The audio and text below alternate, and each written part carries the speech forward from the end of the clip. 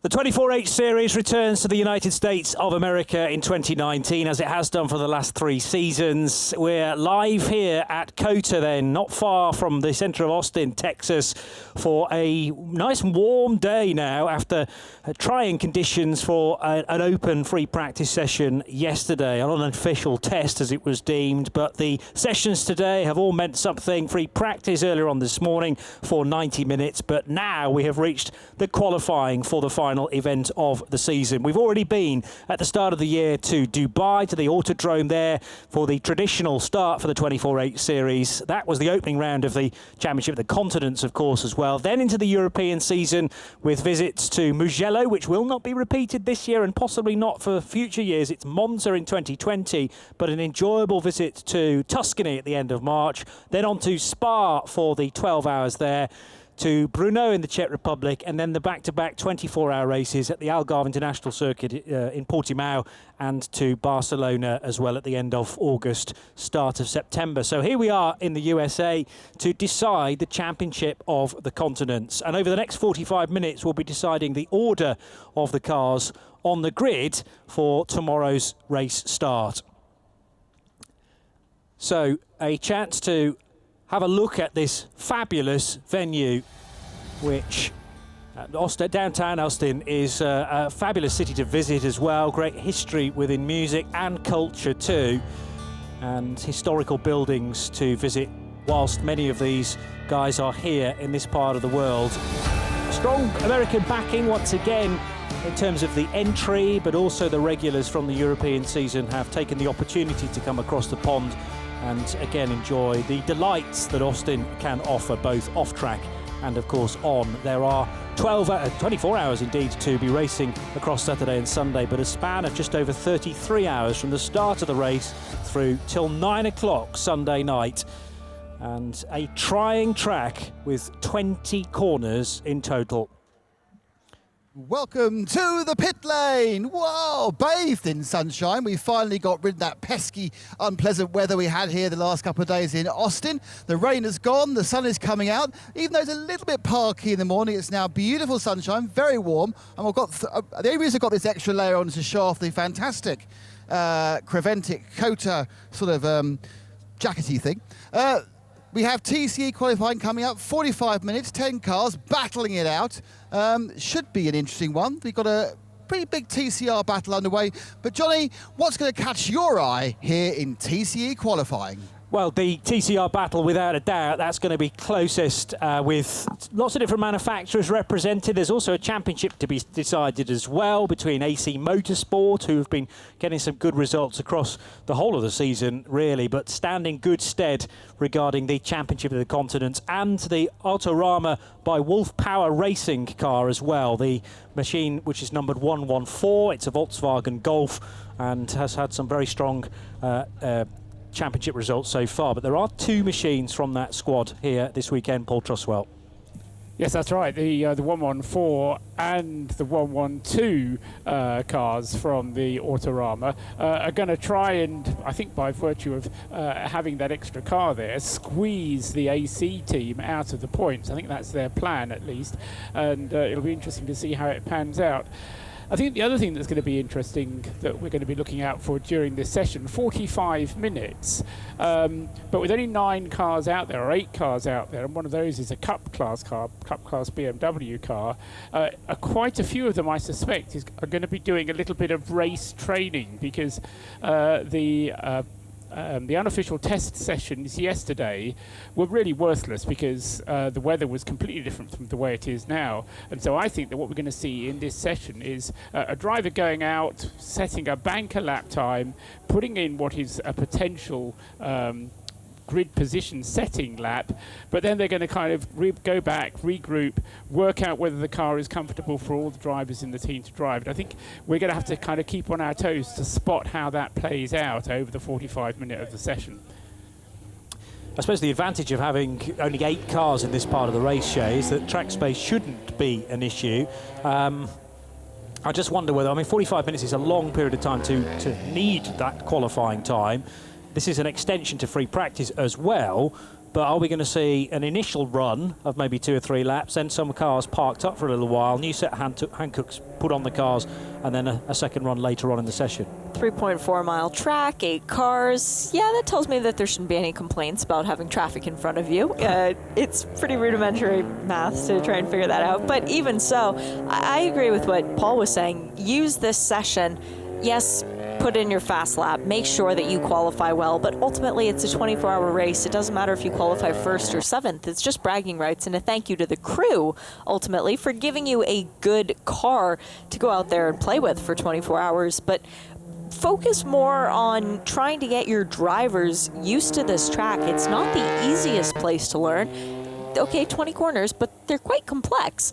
And you want to make sure that everyone is comfortable with the little things, like driver changes, like coming into the pit lane, setting the pit lane speed limiter where you need to so you don't get a silly penalty during the race. You just want to cover your bases right now. Yeah, I mean, the other thing about this circuit, and 1 or 2 of the drivers we've been speaking to have mentioned it, I mean, it's not a place that I'm hugely familiar with. I've been here last year and this year. But it has, actually, it's the driver's nightmare because it's got a very long straight. It's got some very fast sweeping corners where you need to have a car that's beautifully balanced. You've got some big stops after fast corners into some very tight twiddly bits. And then you've got the last little section which kind of sweeps and is a bit like a snake kind of going through those last series of corners, where again you need a car that's going to be really nailed down and is going to stop, point, go. And that's not what you want, because you can't make a car go well in all of those areas. So inevitably it's a compromised setup. But as I say, with different standards of drivers as well. I mean, you know, this is an amateur-driven series, not just in this class, but it's very much driven by the amateur driver. So a lot of them will want a car that is, who was it, somebody earlier on said benign, a car that's easy for a less experienced driver to drive close to, but not over the limit. So the 112 car is now about to start a fast lap, so this gives us the opportunity to explain a lap to you. Coming out of turn 19 and then setting up for the left-hander into turn 20, you want a clean, smooth run out of here so that you can make sure to get a good run onto the long front straight. Cross the finish line, which is not the start line. Continue to accelerate. Stay to driver's right. Now across the start line, you have to get on the brakes early because there's a change in pavement where if you're on the brakes, the ABS will kick in and you'll lose the back end.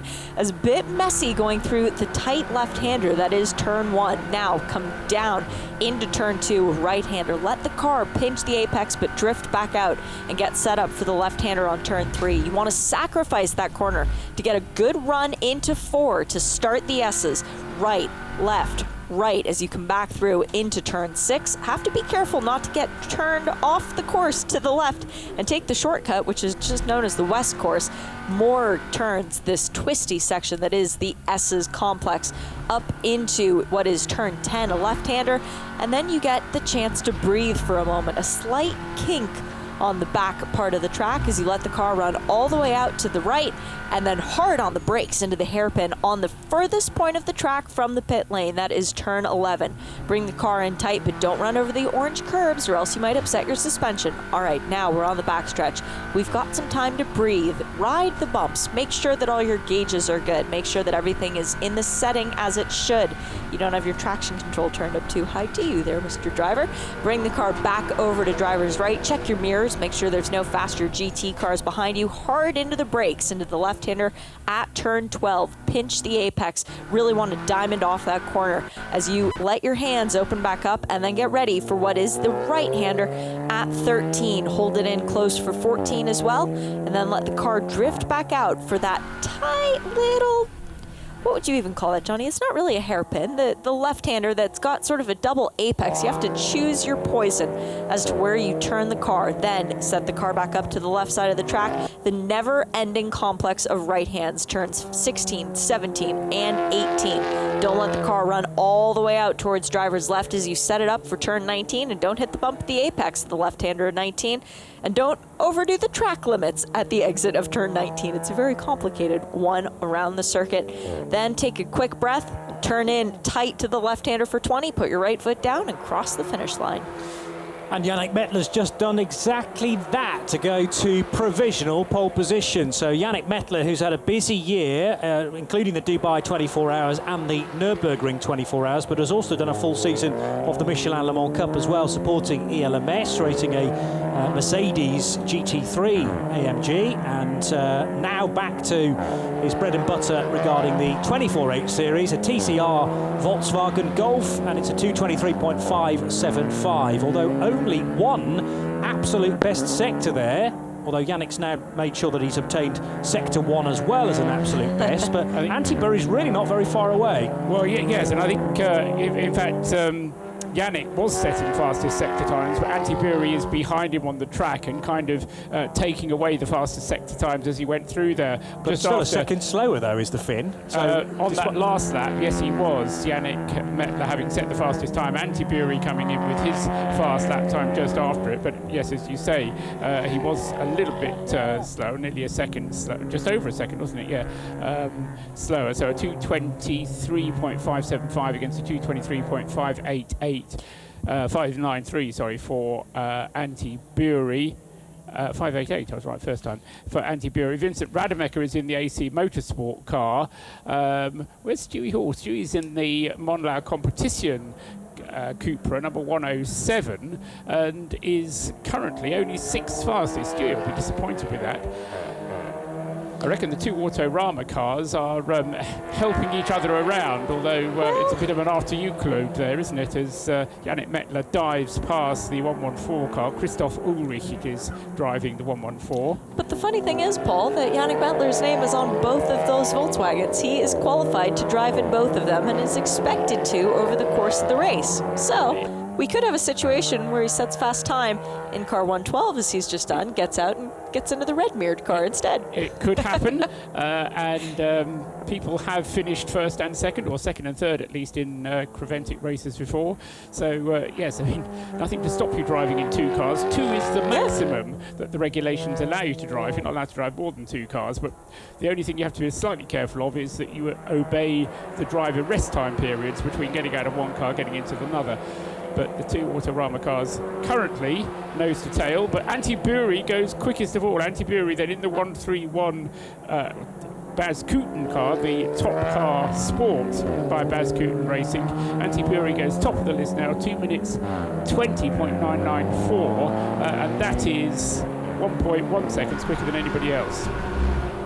Let's see what Stewie Hall can do. He's 9/10 down in the first sector in that Cupra. Car number 107 for Monlau competition. We were talking about them a little bit earlier on, but he is on a flyer. Overall best through sector 2. There we go. Well, it's about time, I must say. Stewie was currently he's 7th out of 7 TCR cars, which is not where Stuart Hall ought to be, and he'll be finding somebody to blame, or saying, dig deep, Stewie, someone. And to be fair, he's in some fairly good company here. Yes, we've got Anti-Bury, Yannick Mettler, Vincent Rademacher. They're all pretty well-experienced drivers. Look out as well for the 101, the Red Camel Jordans.NL car. Jeremy Danielle, the driver of that car, a Canadian touring car specialist, isn't he, Yes. Shay? You can wave your Canadian flag now. Hey, I'll take it anytime I can, that honorary Canadian flag. He's also an alumni of the GT3 Cup Canada series, so he's got some Porsche experience too, but more often lately in the touring car division, and owner of the racing company as well. So he understands why you shouldn't run over the curbs all the time. Jean-François Hervé, the other Canadian in the Red Camel team, is another Canadian touring car specialist, second in the Canadian Championship this year. And in 2017. So a very formidable competitor in that championship. And that championship, we were talking about it in the first session, it has turned out some very capable drivers in the past.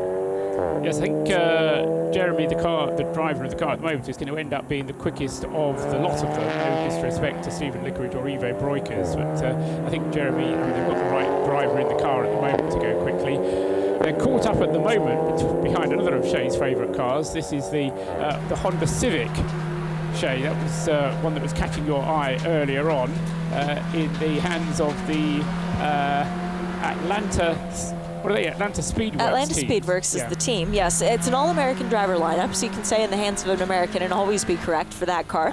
Brian Henderson took it out to start qualifying, and he's a guy who's got a background with stock cars, with SCCA, World Challenge, MX5 Cup, and Pilot Challenge. So he's a guy who's running a lot of different things, but he's really excelled in this Honda.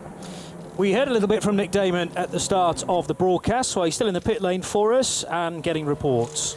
Yeah, just watching the comings and goings in the TCR Championship, hanging around a little bit at the 131, the Baskooten machine, or Baskooten entered car. Got Antti Burri in the car. It's quite interesting to see how they are working as sort of team manager and driver. Baz has got a kind of an interesting finger-based broadcasting system where he can talk to people, just to press his little finger, then he broadcasts through, and he's been chatting all the way through to Antti as he went round the track, obviously successfully initially because he was the fastest, and he went back to second, and he's giving him a little bit of advice as he comes out now. So it's hidden. You're very chatty towards Antti there. Are you talking him around every lap, Baz? Yeah, it's important to coach the driver for this qualifying. It's qualifying, yeah, what does it say? It's one position on track in front of 24 hours. What does these meters mean? But it's good to have a pole. So what are you telling Antti? Antti knows what he's doing. He's been here before. What advice are you giving him? He asks me in which sector we can win, and we find out what is the biggest advantage, and he knows which corners he can find something, and now he's trying to connect it in one lap.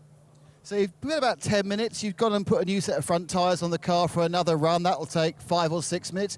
What are you going to do with the final 25 minutes of this qualifying session? Park it or do race prep? Mainly park it.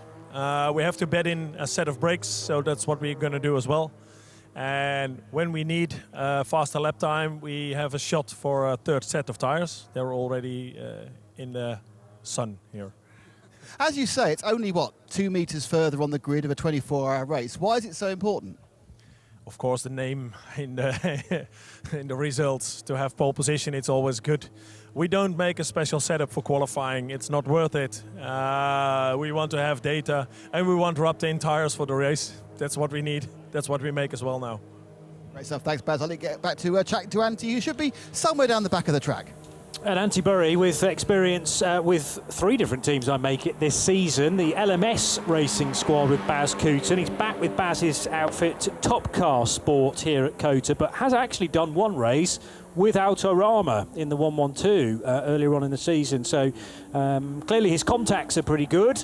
And stepping away again from the Golf to the Cupra TCR DSG with Top Car Sport, and now second fastest. Would you like to know the resume that I found for Antti Burri when trying to do a little bit of updated research on him?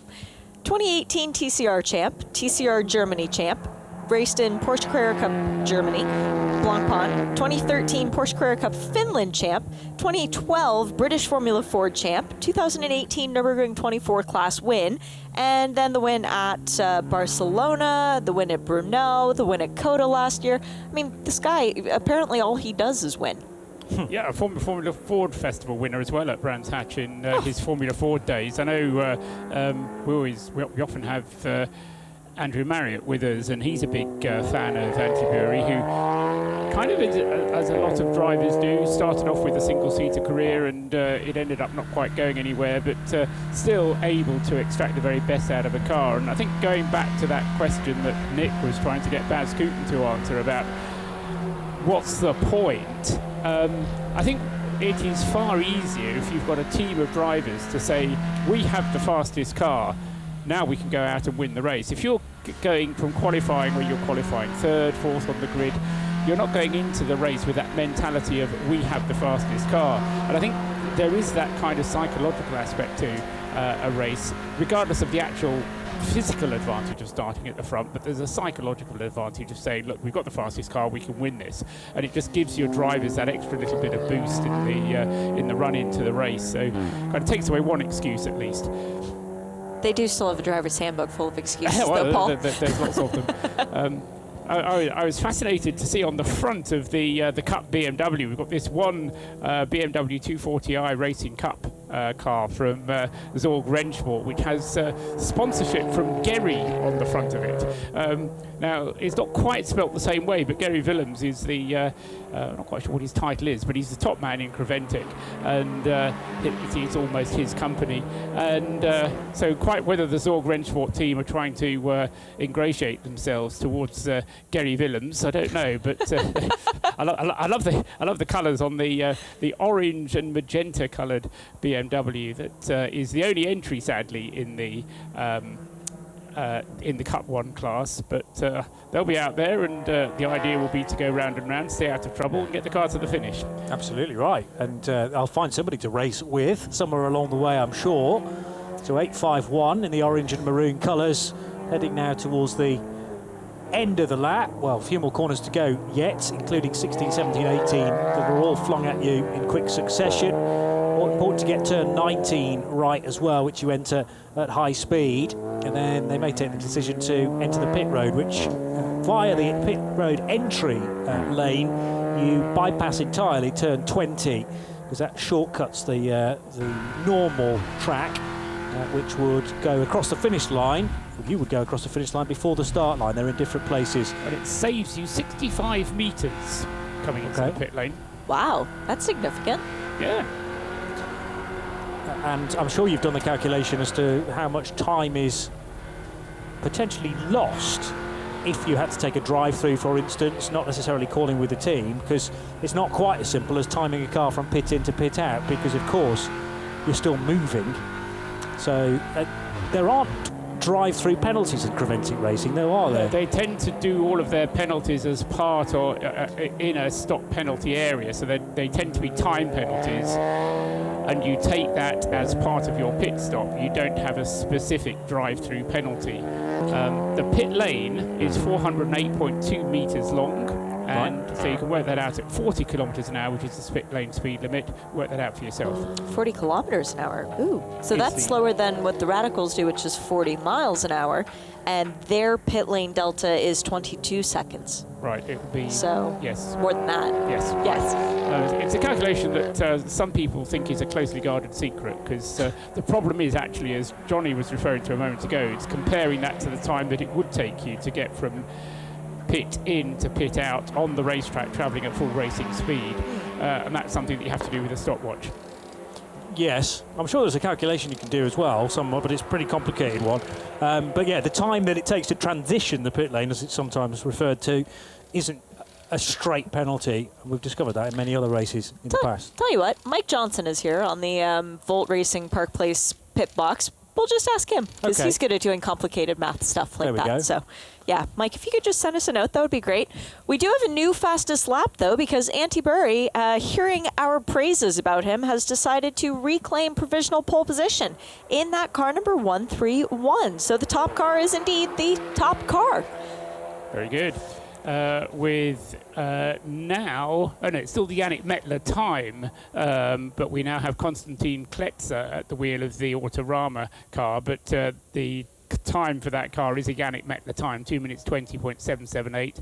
Vincent Radebecker is third for AC Motorsport, so the championship of the continents battle between Autorama and AC Motorsport being currently waged between the second and third fastest cars in this session.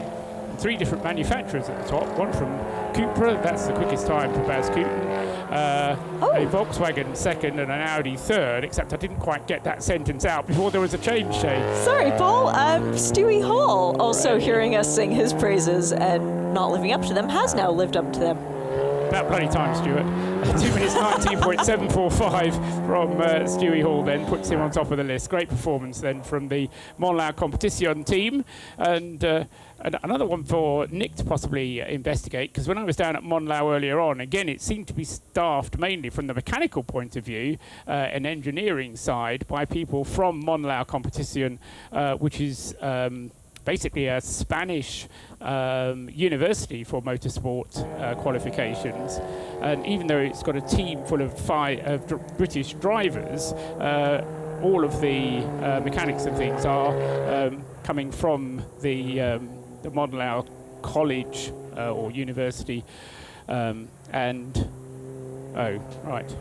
Sorry, Shay's attracting my attention to Stuart Hall's time, which wasn't quite what we thought it was. It's been disallowed for exceeding track limits at turn 9. And now it has been removed from the timing screen. So Stewie, impress us again. Go on, lad. You can do it. Antti Burry, who goes back to the top because of that deletion, is not hurling the car around, backing it into certain corners, smacking curbs, which ends up with his car briefly on two wheels. That's a proper TCR driving style that we see in the races, but on the door handles at times. The Cup 1 BMW rejoins the session. I've learned something new about an M240i in that they don't actually have window frames on those cars. It confused me because the window was down for Benito Targel, and it looked like the actual frame had been clipped or indeed damaged, but it's not there, that's why. So the window is down and it's just a door. So a kind of sportier BMW than I'd considered previously. Looked very smart though. Do you want me to blow your mind, Johnny? Go on. That same car has run the last 2 years.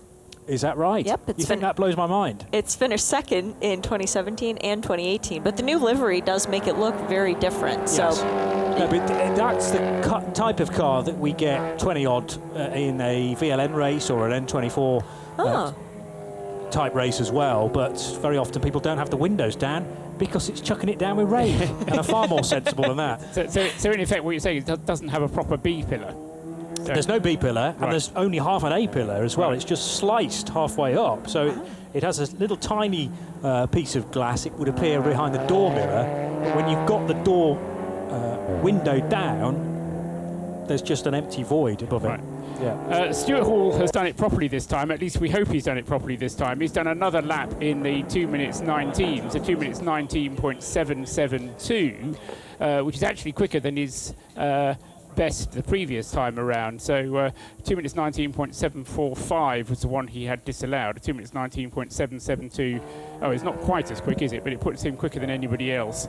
So Stuart Hall back to the top then, and up to second place, Antti Burry, or he always was in second place, but he has done a time in the 2 minutes 19, and there's faster times coming every which way here, Shay. Yannick Mettler just drops in a casual 2 minutes 19.628. He is in car number 114 right now, so that is still an Autodromo VW, but this one with the red door mirrors. I think his first fast time was in the 112 with the yellow. It was a 220.778 in the 1112, a 219.628 in the 114. So the 112 has yellow mirrors and the 114 has red mirrors, and that's how you can tell them apart if you're watching on the video stream, or if you're somewhere out around the track, or if you're Johnny, Paul, and myself and trying to figure out which car is on the screen in front of us. Yeah, always a difficult thing to do as more shuffling of the order takes place. Now, that was an improvement from Vincent Rademacher last time through, a 220.440. I just wonder whether there was another time deleted there. There was, yes. Yeah, Antti Burry moved up a place but hasn't improved his time.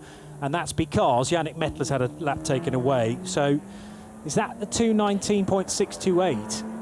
Yes, it must be. That still is on the screen, but puts him fourth, which was provisional pole for car 114, and now Yannick Mettler's been put to third position because Maybe another time has been deleted because he just jumped from 4th up to 3rd. Stuart Hall is fastest, and car 188 has now had a time taken away. The Vincent Rademacher driven AC Motorsport Audi RS3 has a time taken away, which will be a 2:20.440, which the timekeepers are now imagining never happened. You didn't see me. I wasn't here. Sorry, Vincent.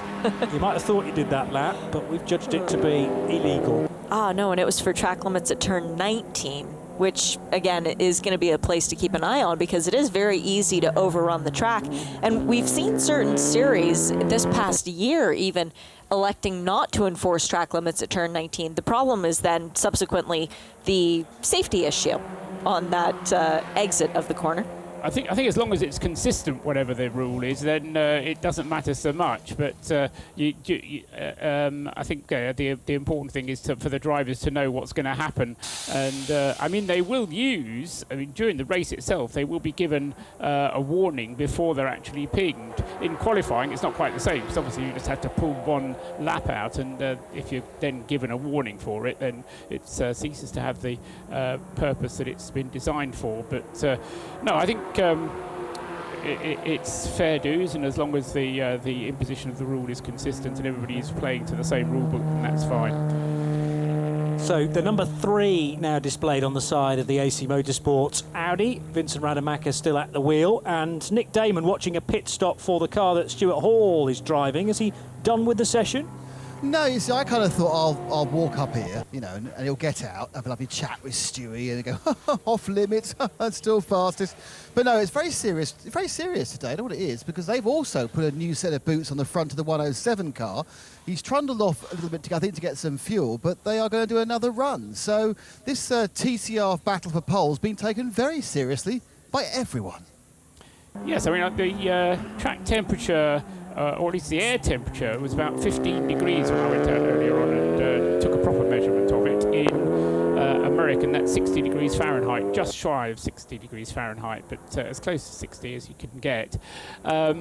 And it's kind of ideal motor racing weather, I would say. It's not too hot so that the engines are overheating, but there's enough sunshine to put the temperature into the track, and that's what you really need, is to get the track temperature nice and high and the air temperature not too high. So it may well be that as the track is being more and more used, there's a bit of a rubbery line going down, which is giving them a bit more grip. And so they're saying, oh no, just give me another set of tyres and I can go out and I can go quicker. And hopefully that pattern will continue through this session for the TCE division, but then in the next session for the GT cars, which is coming up. I'd like to create the impression that I've been working incredibly hard today, and of course I did 90 minutes of free practice earlier on, but it has to be said, Joe and I did have an opportunity to sit out in the sunshine and enjoy a coffee, and when you're away from the wind, outside the little cafe here, so the wall protects you, the sun, the direct sun, is very hot. You're a long way south here. It's not Florida conditions, I'll admit, but I was feeling, it felt like certainly late spring back home in the UK. But the difference is when you're out on the track, you've got that wind reducing the temperature and also affecting car setup. If a little bit of, I mean, it's not gusty today, but a bit of wayward wind may catch the car at a wrong angle and that might unsettle it. But yeah, apart from tyres, slightly overheating possibly in places, I would agree with you with conditions being near perfect. Historically, is this a track which is abrasive for tyres? It's still quite a new venue, isn't it? It's not gentle on tyres, but it's not as bad as Homestead. For example, Homestead just seems to eat tyres like Cookie Monster with a plate of nicely baked cookies in front of him.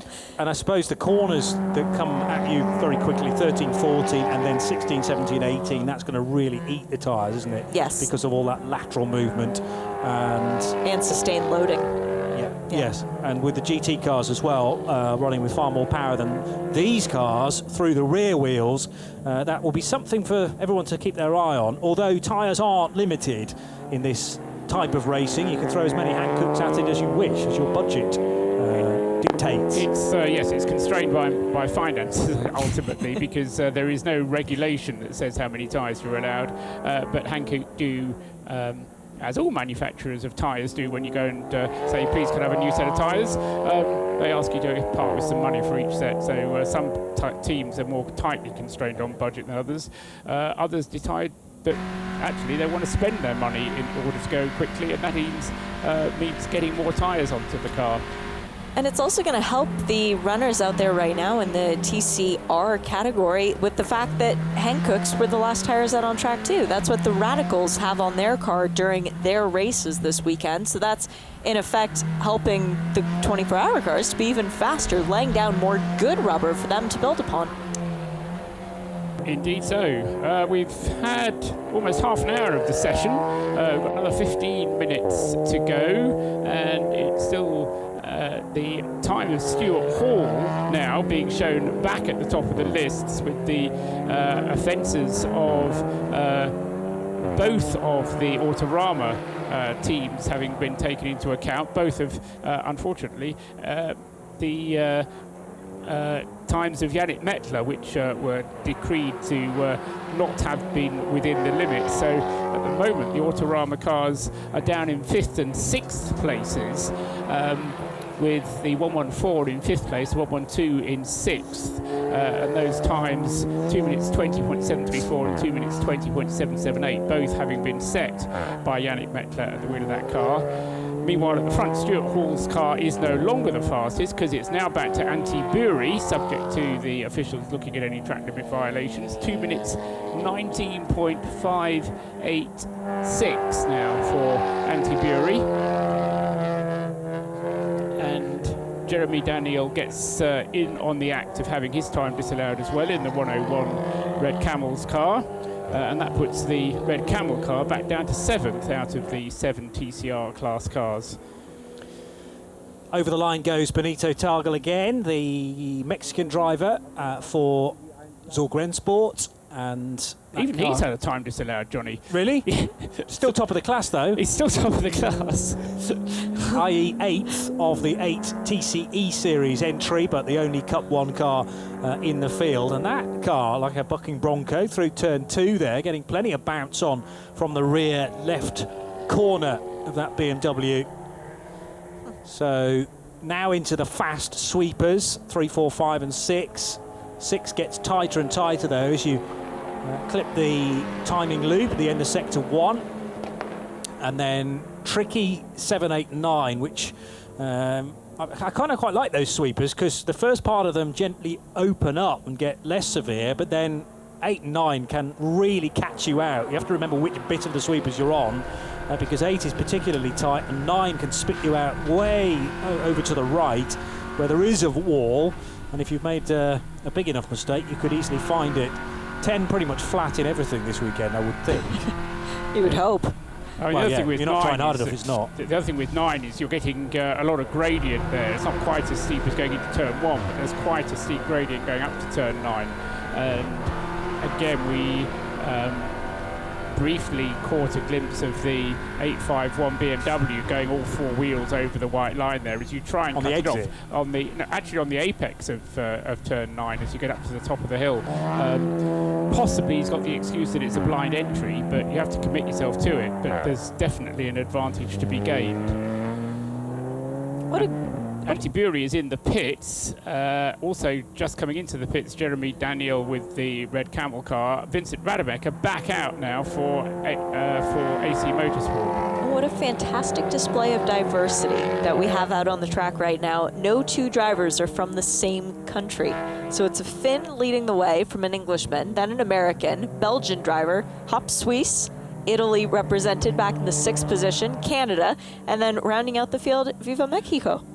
So that's a very good mix of continents. It's a good illustration of how international Creventic racing is as well. And obviously more North American and South American drivers perhaps than ever all season.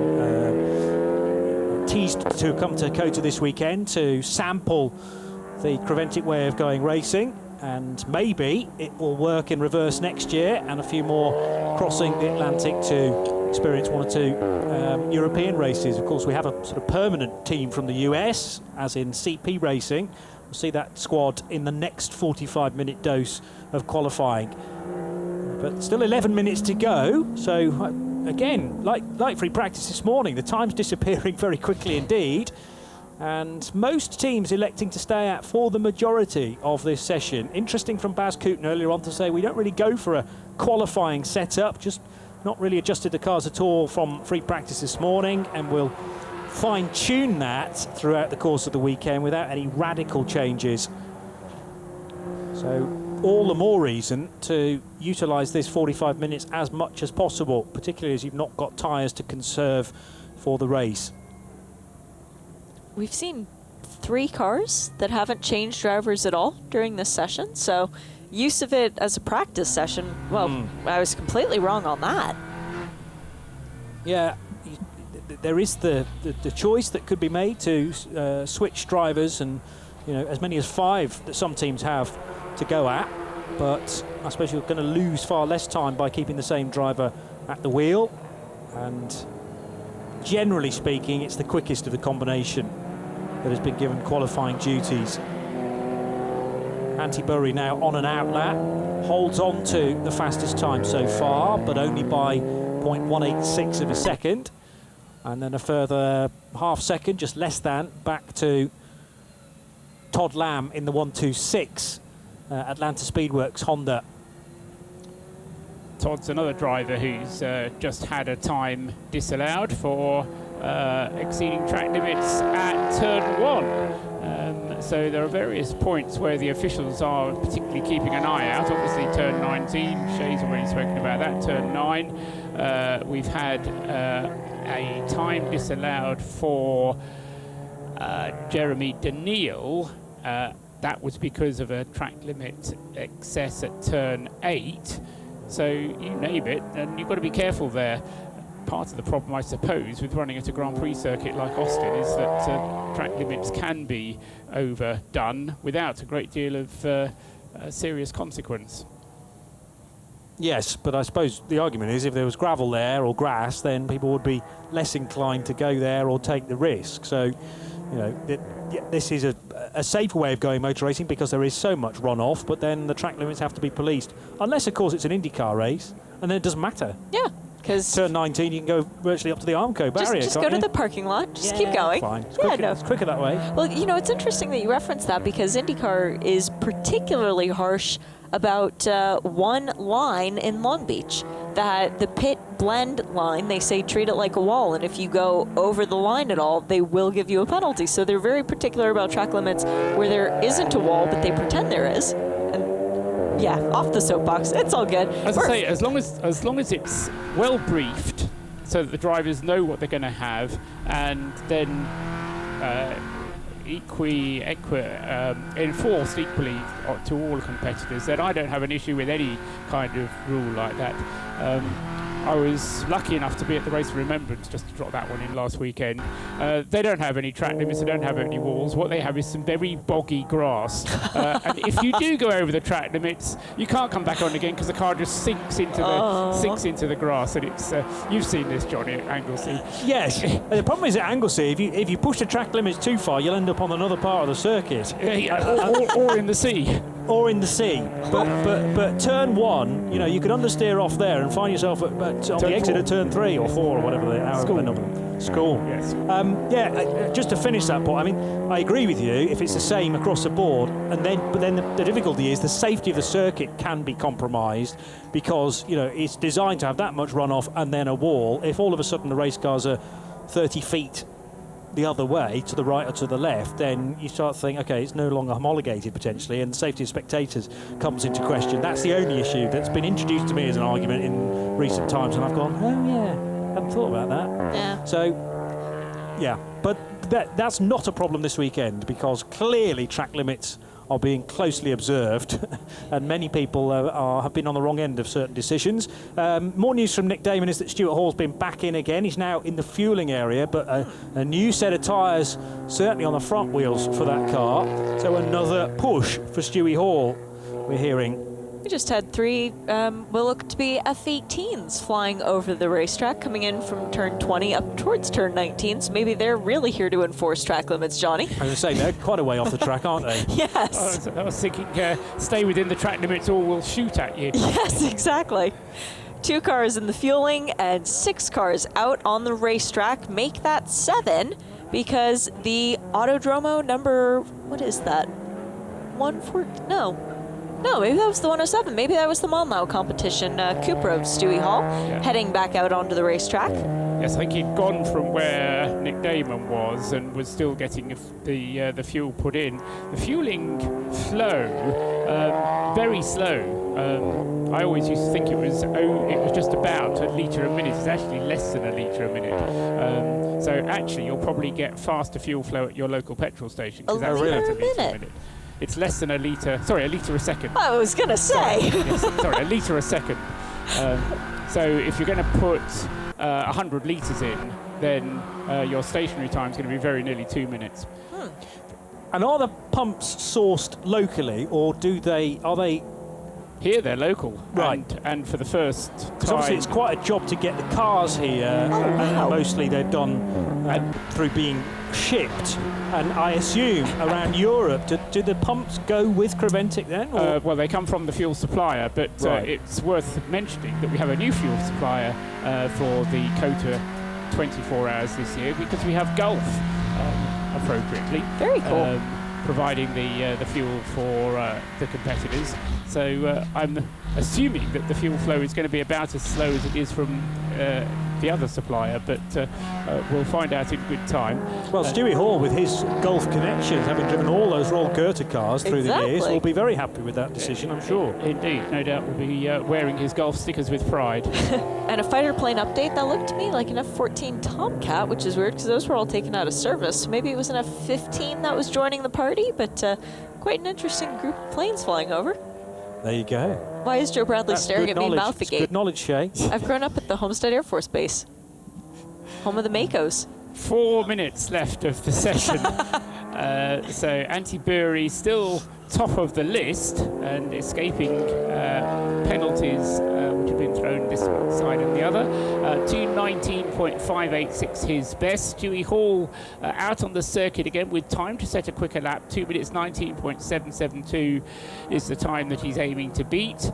Third fastest at the moment is the Honda Civic, the Atlanta Speedworks car, number 126. That's done a 2 minutes 20.223, and the Autorama cars still languishing a little bit. 112 is in fourth, Yannick Mettler at the wheel. 114 is in sixth, and Vincent Rademacher is the meat and the sandwich between the two Autorama cars, because Vincent Rademacher's car is in fifth fastest place. And unfortunately for Red Camel, their car is in seventh place behind everybody else as far as the TCR cars are concerned.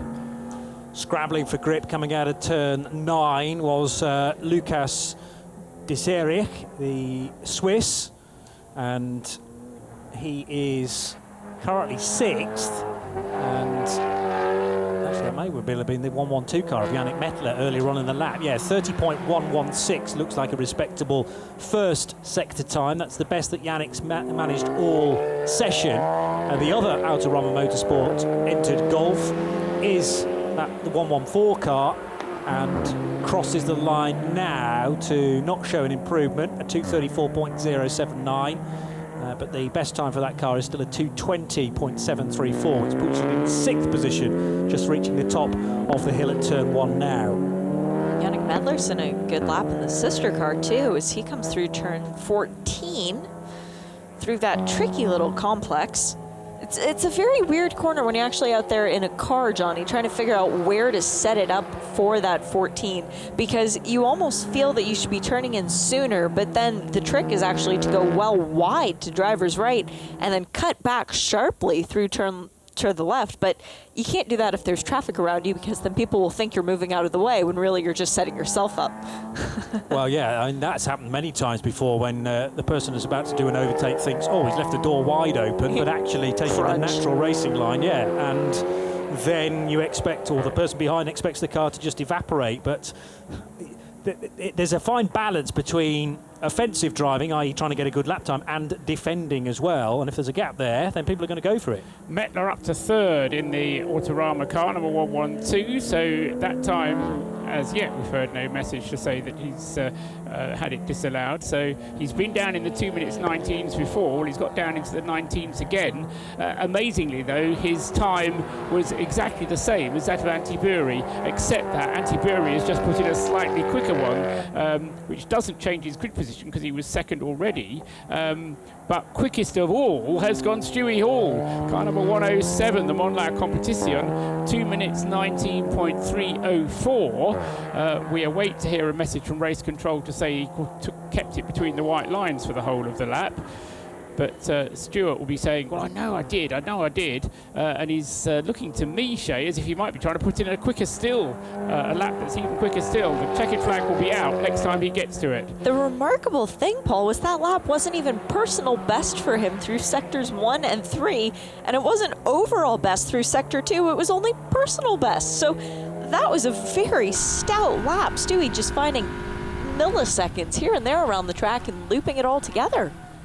That's what it's all about, is getting that consistency. The checkered flag is now out. Barry Bose is the first one to take it in the Atlanta Speedworks Honda Civic. Then Lucas Deserich goes through in the Autorama car. Jeremy Daniil finishes the session in the pits for Red Camel Jordans.nl. So waiting on 5 cars then. The next one to see the checkered flag will be Antiburi, who is not on a faster lap. He's coming into the pits, I think, Shay. Yep, he's 10 seconds late to the flag, so that would make sense. Stewie in the Monlau, little Cooper though, that back right tire is going to have so much tread left on it, they could probably run the same wheel all race long. I think it spends more time in the air than it does on the track. Yeah, and that's the beauty of an anti-clockwise circuit, I suppose. There are times where the other tyre gets a little bit of respite, particularly through the never-ending arc of 16, 17 and 18, and Stewie Hall will get the checkered flag this time around. So now motoring his way into 19 and 20, and we'll get to find out whether he can improve once more. The PBs and the absolute bests aren't appearing on this particular lap, but that happened last time around and he was able to improve, knitting them all together. He's in the and pits. he's already in the pits. So has decided, well, I've already got pole position and by over quarter of a second, so probably don't need to push that hard on this particular set of tyres. Still waiting for Vincent Rademacher in car 188 and for Benito Targel to finish their sessions, though, in the 851 BMW. You know what it was, Johnny? When Stewie came into the pits that first time after throwing down a lap and, you know, it was good, but it wasn't good enough, he saw Nick standing out front of the car waiting for a chat. And he said, no, guys, I can go faster. I promise I can go faster. When that's the only other option, to speak to Mr. Damon. Yeah. Well, he won't be able to avoid that now, I'm sure, because Nick will be making a beeline for Stewie Hall as the first pole position winner of the day, with another qualifying session to come very shortly indeed. That's due to start on the hour of 3 o'clock locally, and another 45 minutes of qualifying just 13, 12 minutes away. But already an embrace with Monlau Competition and the Barcelona-based university, and you have to think predominantly the personnel will have come from there as well then. The driving lineup, though, very much British, and Stewie Hall's been piloting cars with his co-drivers for a number of seasons now, but very often in Aston Martins, so they're still just trying to get their heads around front-wheel drive machinery. Join Monlau University, not only do you get a motorsporting education, but you also learn the finer arts of the English language, courtesy of Stuart Hall and the rest of the British crew that's driving very team finer there. arts, sometimes I've heard. Quite. So, yes, they'll be getting a good instruction in English, but we can hear from Stewie Hall, I think. Nick Damon is We're coming. ready to pounce. I was ready to pounce, but my link wasn't working. Ah. Well, Stewie, that was very selfish. All 45 minutes. You got all your teammates. None of them got to go. Yeah, but they had all the practice. You know, this is my practice, you know. I've hardly driven the car this year. I've done 2 races in it. It's the first ever time I've driven a front-wheel drive car this year. So, you know, it's all very new. So I'm just learning as I go, sort of learning on the job. I think, you know, it's there's still some more to come, but you know, it's really nice to be on pole. It's really nice to sort of, you know, stick the car up there. Team have done a mega job. Chris, Tom, and David are doing a mega job. So, Yeah, it's really nice to be on pole, and it's 24 hours, so come tomorrow morning it doesn't mean anything whatsoever, but I'll take it. How hard was it to string together a perfect lap? Because the lap that actually got pole, you only had one personal best in it. Yeah, I think because of my lack of experience in a front-wheel drive car, you know, I only jumped out of a Porsche GT3R last week, so, you know, it's quite a different beast. And it's just trying to tailor myself to the car, you know. I knew if I could get it together, I could do a lap, but it's, you know, you only have one or two laps on the tyres, usually one, so you've got to go out there and put it together there and then. So I sort of took a step back on that lap and thought, right, if I just try and piece it together, then I'll probably stick one together, and I did. So that was nice, but there's plenty more to come, you know. It's just a question of me getting some more mileage in it and understanding what makes the front-wheel drive car tick. And how is the 2019 version of the Circuit of the Americas? It's bumpier, we've heard. Does that affect the front-wheel drive cars more? You know, it is bumpy, but it makes it more of a challenge. You know, there's no point moaning about it. You know, this is an awesome place. I love coming to America. I love racing in America. It's an awesome track. Yeah, it's got a few bumps, but, you know, we're here to race. We're not here to tickle each other and have a nice, smooth circuit. So you just get on with the bumps and, you know, ride them. OK, Stuart, you ride them and don't tickle me. See you later, mate. Well done. Congratulations on pole. Thanks, mate. Shuey Hall, a previous FIA World Endurance champion within the GT AM category, very experienced in GTs as he's explained there, but still getting more and more used to the Monlau competition. Cupra, well done to him. So we now reset the scene for qualifying and the GT Series element of the 24H Series year. And this is the final qualifying session then of the 2019 season. Not very far away, of course, to Dubai, just 2 months from now. But this is for bragging rights once again. I'm sure we'll get one or two people going, how much does qualifying matter for a 24-hour race? Well, it means you're going to be at the sharp end of the field of both grids. And I think also a safe place to be as well. If it were all to kick off behind you, then at least, you know, you're on the front row and away from all the carnage. That's a brilliant point, Johnny, because this is not a split start for this race. The TCR cars will be right on the tail of the back of the GT field. So do you want to take the chance of maybe jeopardizing your slowest driver versus the fastest TCR drivers? Ooh, or do you just want to go out there and get a pole position and then have a clear field in front of you? So the timing screen will be swept of the 8 TCE series cars, and we'll introduce into the mix, well, all being well, 22 GT series machines, because, in fact, does the addition of that BMW make it a 31 car field? Nope. That brings it up to 30. It will I be believe. 30. Okay, fine. So the BMW I speak about is the 411 RHC Jorgensen / Strom entered BMW M4. We expected one BMW from that crew. They actually had a spare as well, and on some entry lists it was always down to take part. But I think it's been a very last-minute decision to bolster the GT4 entry with a couple of BMW M4s. So A6 Pro and A6 AM will be in this qualifying session together with the GT4 entry. 3 SPX entered cars, a Mark II V8 from Correuser Racing, the Lamborghini Huracan Super Trofeo of Lippert Motorsport, and the Mercedes-AMG GTX car from Black Falcon Team Techstar. And then the 991 entry of 5 cars, a couple from Kelly Moss Road and Race, Porsche Lorient Racing all the way from Western France, the Speed Lover Porsche, which has had a drama-packed weekend already from Belgium, the 978, ended up on its roof in one of the sessions yesterday, and the MRS GT racing car of Germany. So a chance really to pick our way through that entry, Paul, and the comings and goings of the session this morning too, when all cars were out on track. We should make the point, it wasn't split. Exactly, it's only for the qualifying sessions that we do have the split between TCE and GT. I mean, the trouble with races like this is because they're 24 hours, you get involved in the race and what's going on and how the pattern of the race is coming. And I, for one, tend to overlook what's happening in the championship. And because, as far as a lot of the teams are concerned, the championship is pretty important. It is in the GT class where the championship is at its most closely contended. There are the 8 top teams in the GT standings are split by just 8 points. And do you know how many drivers are split by 10 points? There are 23 drivers split by only 10 points. So, you know, the championship points are available. If you go onto the 24H Series website, they generally, I hope they will be doing it again at this race, update the points in real time. So they count the number of points based on the current positions, which is, of course, completely wrong, because you only score points when you get to the end of a race. But they count them as if the race has still.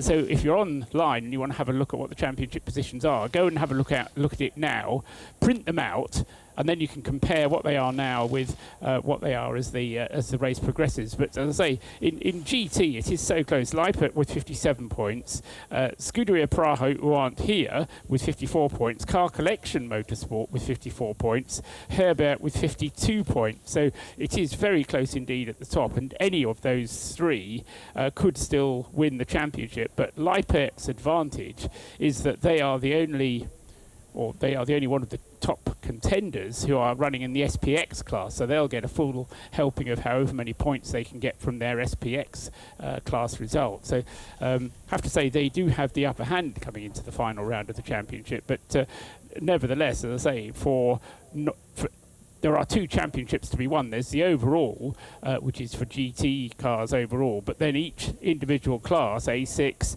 A6 Pro, A6 AM, SPX 991, they all have their individual championships as well. So virtually anybody and virtually everybody will go home with a trophy of some sort or another.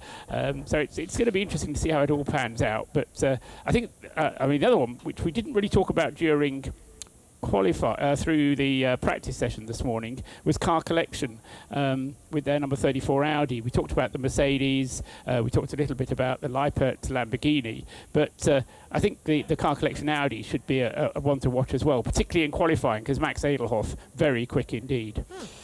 A team with good form, although not a race win in 2018. They were able to take victory in 2017, though, are Herbert Motorsport. And Joe Bradley is now our pit lane reporter, taking over from Nick, who's already managed to grab Alfred Renard for a quick chat before the session. Alfred just enjoying the beautiful sunshine here at COTA just before this qualifying session. Alfred, it's a question I've asked you guys many times. Just how important is qualifying in a 24-hour race? Yeah, it's special. I'm not sure how important it is here in COTA, because we have the stop tomorrow night. But normally, yeah, if you do the 24-hour spa, it's really important to stay in front of the grid. Right. And Daniel's starting the car. Is there a driver rotation for this 45 minutes, or is Daniel's going to stay in the car? I think Daniel will do the first 15 minutes, and then Robbie jump in. And does the fact that we stop and are able to go to sleep, does that affect your race strategy at all in any way, or is it just like pressing a pause button? I think it doesn't change so much in the race, so yeah, let's see how it works. And now we start the qualifying, and hopefully it's a good qualifying for us. Yeah, good luck. Hope you guys do well. The Herbert guys have always proved, I think, that qualifying isn't that important, because there's been occasions where they've won our 24-hour races and they've started in like 6th, 10th, 11th position. These guys know how to win these long-distance races, no question. He's a filthy liar. He wasn't telling you anywhere near the truth there, Joe. The point that he makes, though, is a very good one, that the strategy for this race is completely different from the strategy that you would have if it was a 24-hour race going for a full 24 hours, because the rule must be, in the first 11 hours that we have of the race tomorrow, stay on the lead lap. That's all that matters. Stay on the lead lap, because what will happen is that the gaps at the end of that first part will just get squashed up, and if you're on the lead lap, then that's absolutely fine. If you're the leader, it's a real pain in the neck, because there's no point in rushing off and getting half a lap of an advantage, a minute ahead, a minute and a half ahead, because at the end of the race, if you've got a car behind you, it will get squashed right up with you. And Herbert know that. They know, as you were saying, Joe, they know how to win these races. But the other point is that the grid positions for this race aren't so important because it's all about staying on the lead lap. So if it would be a full 24-hour race and you might just be able to stretch it, then that may lead to the grid positions being more important. But I think what he was saying is absolutely right, that you just need to be on that lead lap at the end. And then when the restart happens, that's when you start to try and push on. So it's and I mean, yes, Herbert, former winners, they were leading at the intervention of this race last year, and so I think it will be interesting. And the other point, which he didn't make modestly, because Alfred is the modest one, was he was actually quicker than Robert in free practice this morning, but they're still planning to put Robert in to try and push the car a little bit harder in the second part of the session, according to what Alfred was saying to Joe there. In the number 91 Porsche then. That car is going to be a quick one, no doubt about it. The Volt Motorsport Porsche is also going to be quick. And, I mean, you have to say the Mercedes, my money's on the Black Falcon car, I have to say. Anyway, over to my left, Johnny Palmer has picked up the microphone and found somebody else to talk to. I have, yes. Well, the green flag is out. We should say that because the session's now live. 45 minutes of qualifying for the GT Series cars. But one man absent from the session, but we're delighted to say our bonus is we get to talk to him. JM Lippman is in the commentary box with us. So why not in one of your cars then? I don't know, you have to ask the team that. So you've got to, instead, which is very much a second best, I know, you've got to watch the session with us instead. But well, you must have done a fair bit of running already. We had really limited. I've done 4 laps. That's not a lot of running at Yeah, all. we haven't had much running. It's pretty limited here. Yesterday was a washout, so it wasn't great. But, you know, it's nice to be out here. The sun's out. A lot better than yesterday. It's a lot warmer than it is, and it's always nice being part of the 24-hour family. And the third time that this race has taken place, how many of these COTA 24 hours have you done? 0. Okay, right. So have you been to this track before? No, I haven't. It was a last-minute deal with MRS, and normally I'd try and get on a sim before I will come out, but didn't. So I had a couple of laps of Project Cars and PlayStation. But has that helped? At least you know where the track goes. Yeah, but it's like one of those ones when you look at a Rouge and think on TV it doesn't look, but the elevation here in turn 1 is crazy. The first time you come here, you just look, wow, that's unbelievable. It's really steep. Yes, so like going up the side of a cliff face. And the first section is really tricky. It's in a GT car or anything without aero, it's a really hard section to get right. There's so many different lines through, in and out here. It's a really technical track. It's big and wide. You know, that's not particularly good fun. It's much more fun when it's old school, like an Imola or Vallelunga, where I was recently. Are you almost spoilt for choice for a racing line though? Because I mean, I've played this track on a sim. I've experienced this track on a sim, and it's difficult sometimes to work out what is the quickest line, and I think that's even more so when you're in traffic. Yeah, traffic's a massive problem here. You know, whether you're trying to get out of the way of a GT, you know, we're in a Porsche this weekend, a 901. So we're looking out for GT3 cars behind and trying to get out of their way or stay out of their way, and then you come behind the TCR, who's pretty quick for that session, but it's still holding you up. So even with 28 cars on track, in that 4 laps I had, there was traffic everywhere. And yeah, it's difficult. It's a tricky circuit to get the quickest line through these S's. And we're just watching the bird go through. What about the tyre wear though? Because there is a lot of medium to high speed corners, and then you've got the section 16, 17, 18, which is just relentless, I guess, in your Porsche on the rear left. Yeah, it's going to be massive. And when we're looking at DEG, it's a very, very high DEG track. I mean, last year, looking at times, you'd see 4 or 5 second drop off from the start of a stint to the end. Yeah.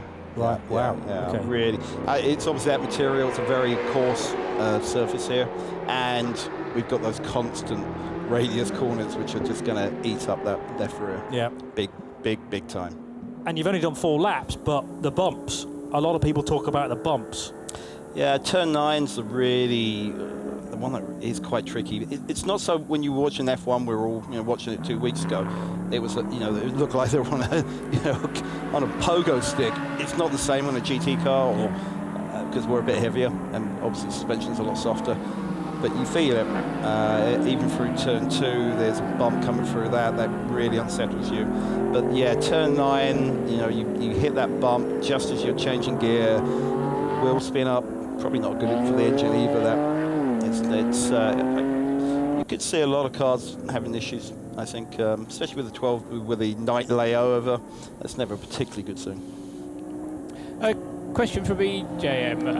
I mean, it's sunny at the moment. Temperatures are reasonably warm. We're kind of in the mid-teens.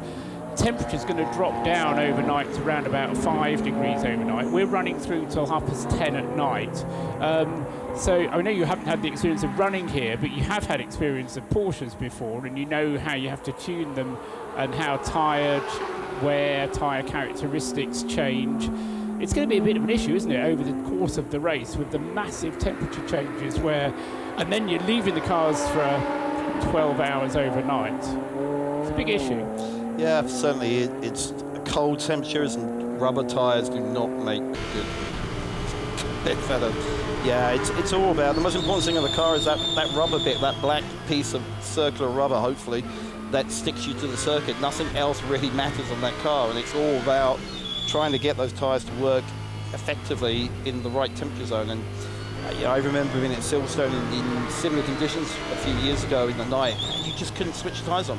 You could not get those tyres. Switching on means you couldn't get the temperature in the tyres to actually create adhesion onto the track. And that might also be a problem here. And does that mean, from your point of view as a driver, that you're having to react? You're going to have to work harder because you're the one who has to actually drive the thing, so you're going to be adapting your driving through the course of the race. Well, I can tell you it's going to be horrible. You wouldn't be here if it was that horrible, JM. I had a really good burger last night. Actually. That was a good reason to fly 6,000 miles. But for sure, it's really hard work because you have to set it for the biggest window, and the biggest window is going to be warm, and that night stint, or those night stints, are not going to be fun and really tricky for the drivers. Now, a little birdie, I won't say who it was, told me you had a little off yesterday. Oh yeah, I did. It was raining and the car came back with the front bumper hanging off. Yeah, that was good.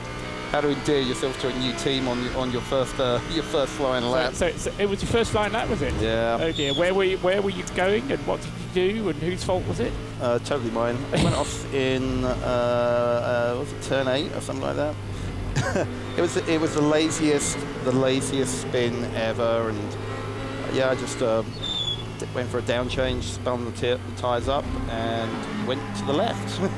and that happens to be the only place in the circuit where the barrier is, 6 metres away from the track. Absolutely, because most of the way around here, the barriers were a long way away. I mean, Johnny and I were going around earlier on saying, most of the barriers are quite a long way, so you have to be very unlucky to get an area, and you were unlucky. It was really, not fun. You can hear me shouting at the car because I know it's coming in the grass, and you just keep going.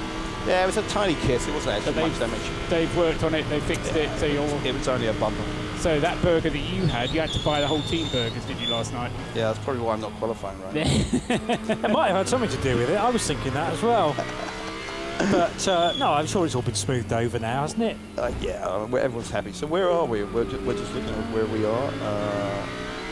It says what's your car number again? Funny enough, can you remember that bit? It says I'm qualified, and we're in 17th place at the moment. Well, you're doing a good job.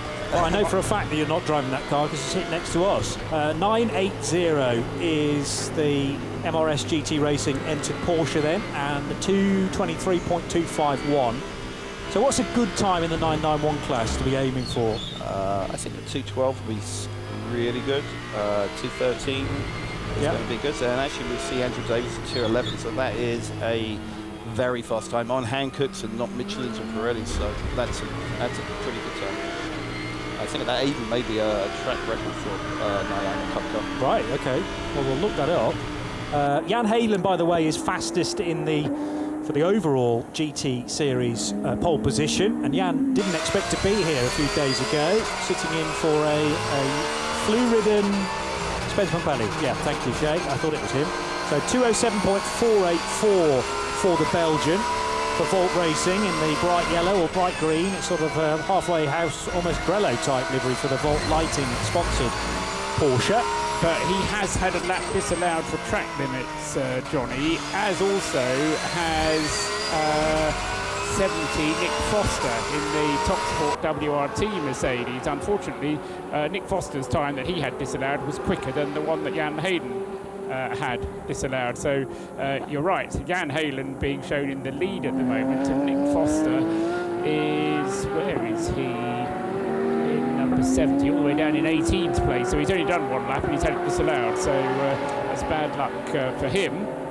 Felipe Fraga is in second place with the Black Falcon Mercedes. I suspect that will now be handed over to Jeroen Bleekemolen, and Jeroen will then be going for a quick time. Has anyone mentioned what a great guitarist Jan Hayden is? Nobody has mentioned We've that. avoided that so far, but you're right. I don't think it's the same guy, though, somehow.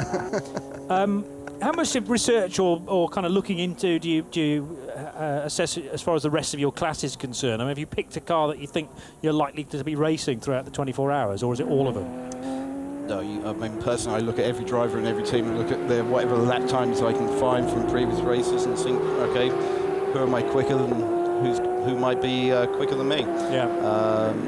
Obviously, the guys, Kenny Moss, great team, very well known. They got 2 cars entered here, same driver lineup. So I would kind of expect them being first and second in the same car, or 2 different cars, but the same team. Yes. With the same I think they're going to be that impressive to potentially take a 1-2. Yeah, I think if you look at the current standings here, you've got Andy Davis up in 5th overall, in front of a couple of the A6 cars, and that's just they know the track. It's such a technical track. It's worth. Well, it's obviously worth 2, 3, 4 seconds here at the moment against a much, much faster car, GT3 car. Plenty going on in the pits as well. Cars coming in and out, getting new sets of Hankook tyres. Joe Bradley's watching that. Yeah, going for new sets very early in the session for the 717. That's the Mark Cars Mark II, the V8 car. Cor Oyser at the wheel of this car, and currently second in the SPX class. And Cor on the radio very early in this session, calling for brand new rubber, Hankook rubber, taken out of the heated blankets and now put onto the car. I'm just wondering if there's a massive flat spot on the tyre I have in front of me. That's come off the right front, and it may be the reason why he's gone for fresh rubber at this early stage. That's pure speculation, because Cor has stayed in the car, of course.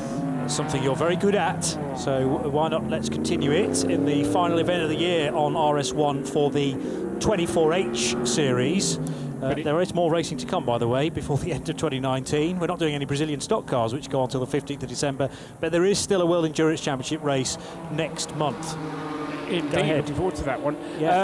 Yeah, just picking up on something that Stuart Hall said, jumping out of one of the TCR cars earlier. I mean, what he was saying to Nick Damon was that you really only got 1 or maybe 2 laps out of a set of tyres before just that edge started to go off them. So it's entirely possible that Cor has come in and called for a new set, even though there was that flat spot on them. Nearly everybody else coming in and doing just 2 flying laps before coming in for their pit stop. Last year's 991 pole position was set by Wright Motorsports. They managed a 2:12.2, which is going some, isn't it?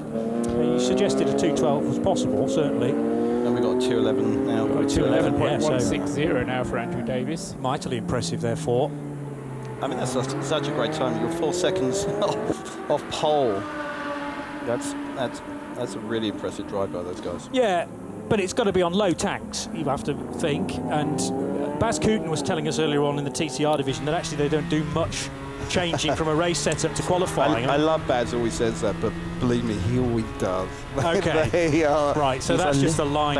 Yeah, Baz is just playing it. He always, we don't touch anything. And yeah, actually, they tweaked it to a finite degree. All the bells and whistles. Okay. I mean, but ultimately, listen, you want to go out in quali and you need a good setup. You need to switch the tyres on quickly. It is a different scenario when you're going to drive for 2 hours or hour and 50 in a TCR car. Tens of minutes of trying to fine-tune a qualifying car is sort of pointless, isn't it? Because you want it to be good in the race. So I understood the point he was making, but it might have been 1 or 2 white lies along the way as well.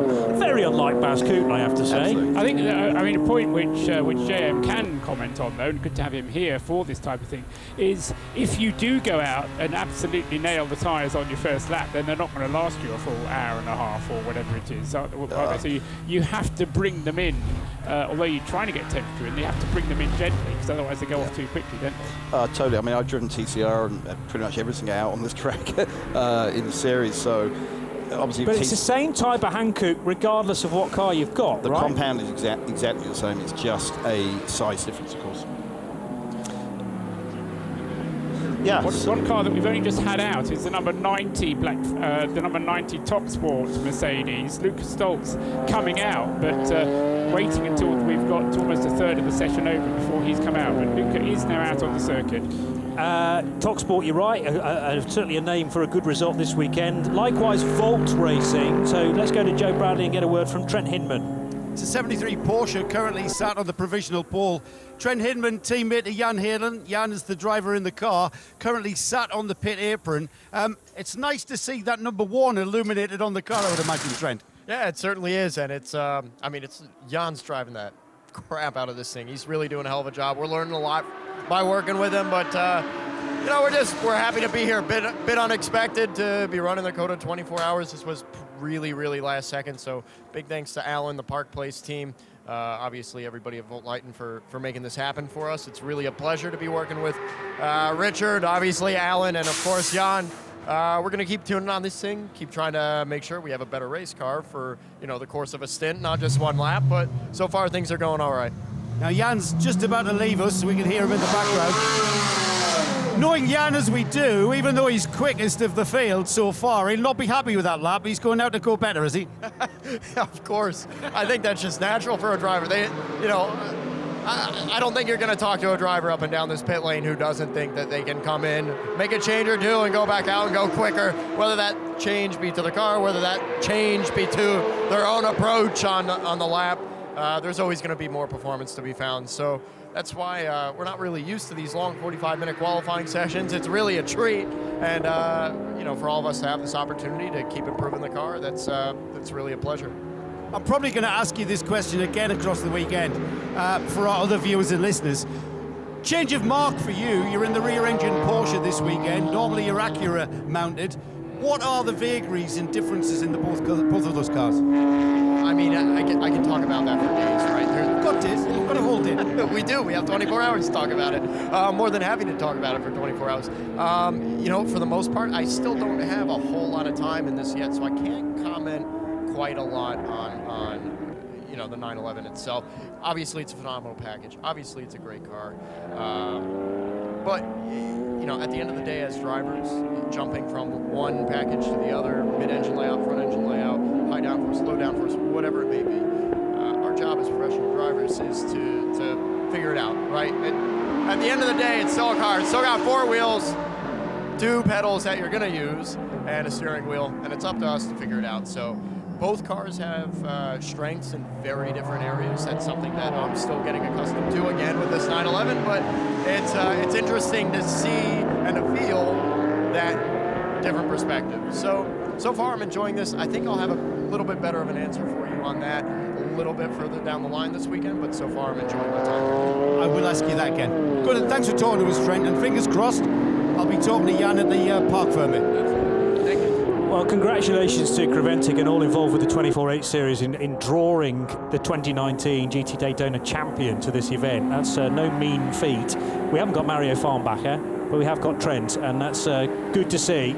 And obviously this weekend's going to be a bit of an education just to get used to a car that I'm sure behaves very differently from the Acura that he's normally partnered with. New fastest lap of the session for Felipe Fraga at the wheel of the Black Falcon Mercedes. I was expecting Kieran Blakemolen to take it over, but provided he set his driver ID correctly, Felipe Fraga it is who's set the fastest lap time so far. It's 2 minutes 5.697, which is perilously close, if not faster, than pole position from last year. Pole position last year was a 2 minutes 5.774. So it is a tenth of a second quicker than last year's pole position. So hats off to Felipe Fraga, if it is he. I'm sure Joe Bradley will check that out, driving the Black Falcon Mercedes number 4. He goes quickest. Lucas Stoltz, having had his first lap time disallowed, now goes second fastest with a 2 minutes 6.917. That's 1.2 seconds slower, but as I say, Luca did go quicker on his previous lap, but that was disallowed for track limits. So it's a Mercedes 1-2 at the moment. Then Jan Halen with the Volt Porsche is third fastest, number 73. He's done a 2 minutes 7.480, half a second slower than Lucas Stoltz. And then fourth fastest, adding to the variety, we've got the HB Racing Ferrari, which Nick Mancuso has gone fourth fastest in with a time of 2 minutes 8.505. So we've got three different manufacturers in the top four, Mercedes, Porsche and Ferrari. Porsche is then fifth in the hands of Robert Renauer, taking over the number 91 Herbert Porsche from Dan Alleman. And then no, it's not the fastest AM car because the HB Ferrari is an AM car. The second fastest AM car is the CP Racing Mercedes, number 85, which Charles Espenlaub has just taken out, and his best time is a 2 minutes 10.426. That's the top 6 cars. In seventh place is the fastest 991 class car. We were talking about that a moment ago. Car number 906, Andrew Davis at the wheel of the Porsche 991, 2:11.160 for him. And then the leading SPX class car is the next one up.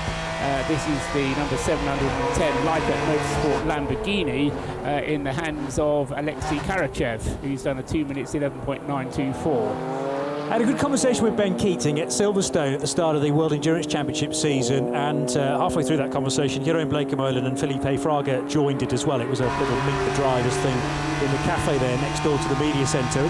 Actually, Ben had told me on the quiet that there were times in this new Porsche for Team Project One GTE car that Felipe Fraga's quicker than Bleekemolen, and on a pretty regular basis. So I could easily see that is the Brazilian setting the times, and Bleekemolen, exited that whole conversation somewhat red-faced because he's been thrown under the bus by Ben Keating. But it was friendly banter, and an illustration of how good Felipe Fraga could be, and I probably is right now, because he's a wizard in a Brazilian stock car. No, absolutely, and was very good as well at the Spa 24 Hours this year. Let's go to Joe Bradley, because the drivers we're talking about are just having a little swap, Joe. Well, you asked for it and you've got your wish, because we've now got your own Bleekemolen being inserted into that number 4 Mercedes, and Felipe Fraga was indeed who put that provisional time in, provisional pole I should say. And Felipe now just passing on some information about, you can tell by his gesticulations, he's describing what's happening out on the track, using the international racing driver's language of semaphore. Not really any, bit of oversteer there, bit of understeer here.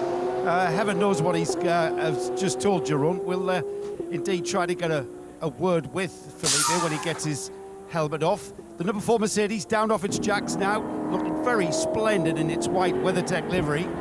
Of course, Cooper Manil, part of the driving lineup in this number 4 Mercedes. This one, you know what? This number 4 Mercedes has got to, on paper, start as the favourite, or if not the very favourite for the win. On paper, that is. I know a lot can happen in 24 hours. Anyway, Bleekemolen off to the fueling area, and you're going to get your wish, guys. We're going to see who's quickest. Yeah, well, Bleekemolen, some gauntlet thrown down in his direction by his teammate, 2:05.697, and Black Falcon here to defend a title from 12 months ago, and they've got a very smart driver lineup in order to do that. The other thing that's impressive is that I think Felipe Fraga is the only driver of the top 6 who hasn't actually had a time disallowed for track limits. All of the others having at least one lap time disallowed at some point or another. Lucas Stoltz has been in the pits and now back out on the circuit.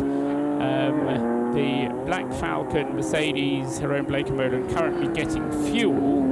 Jan Halen for the Volt Porsche is in third place, but he's in the pits. Robert Renauer has had another time disallowed, but he's being shown now in fourth place, so that's probably an older time that's been disallowed. He's been shown in fourth with 2 minutes 7.657. But still, the time from Felipe Fraga, over a second quicker than anybody else and faster than last year with the Aston Martin.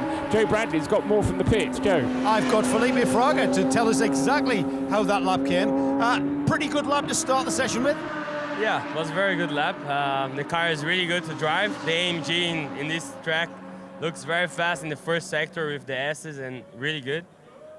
But let's see, it's a long qualify, but now we have Jerome in the car, which is a really good driver also, and I think he will do a really good job too.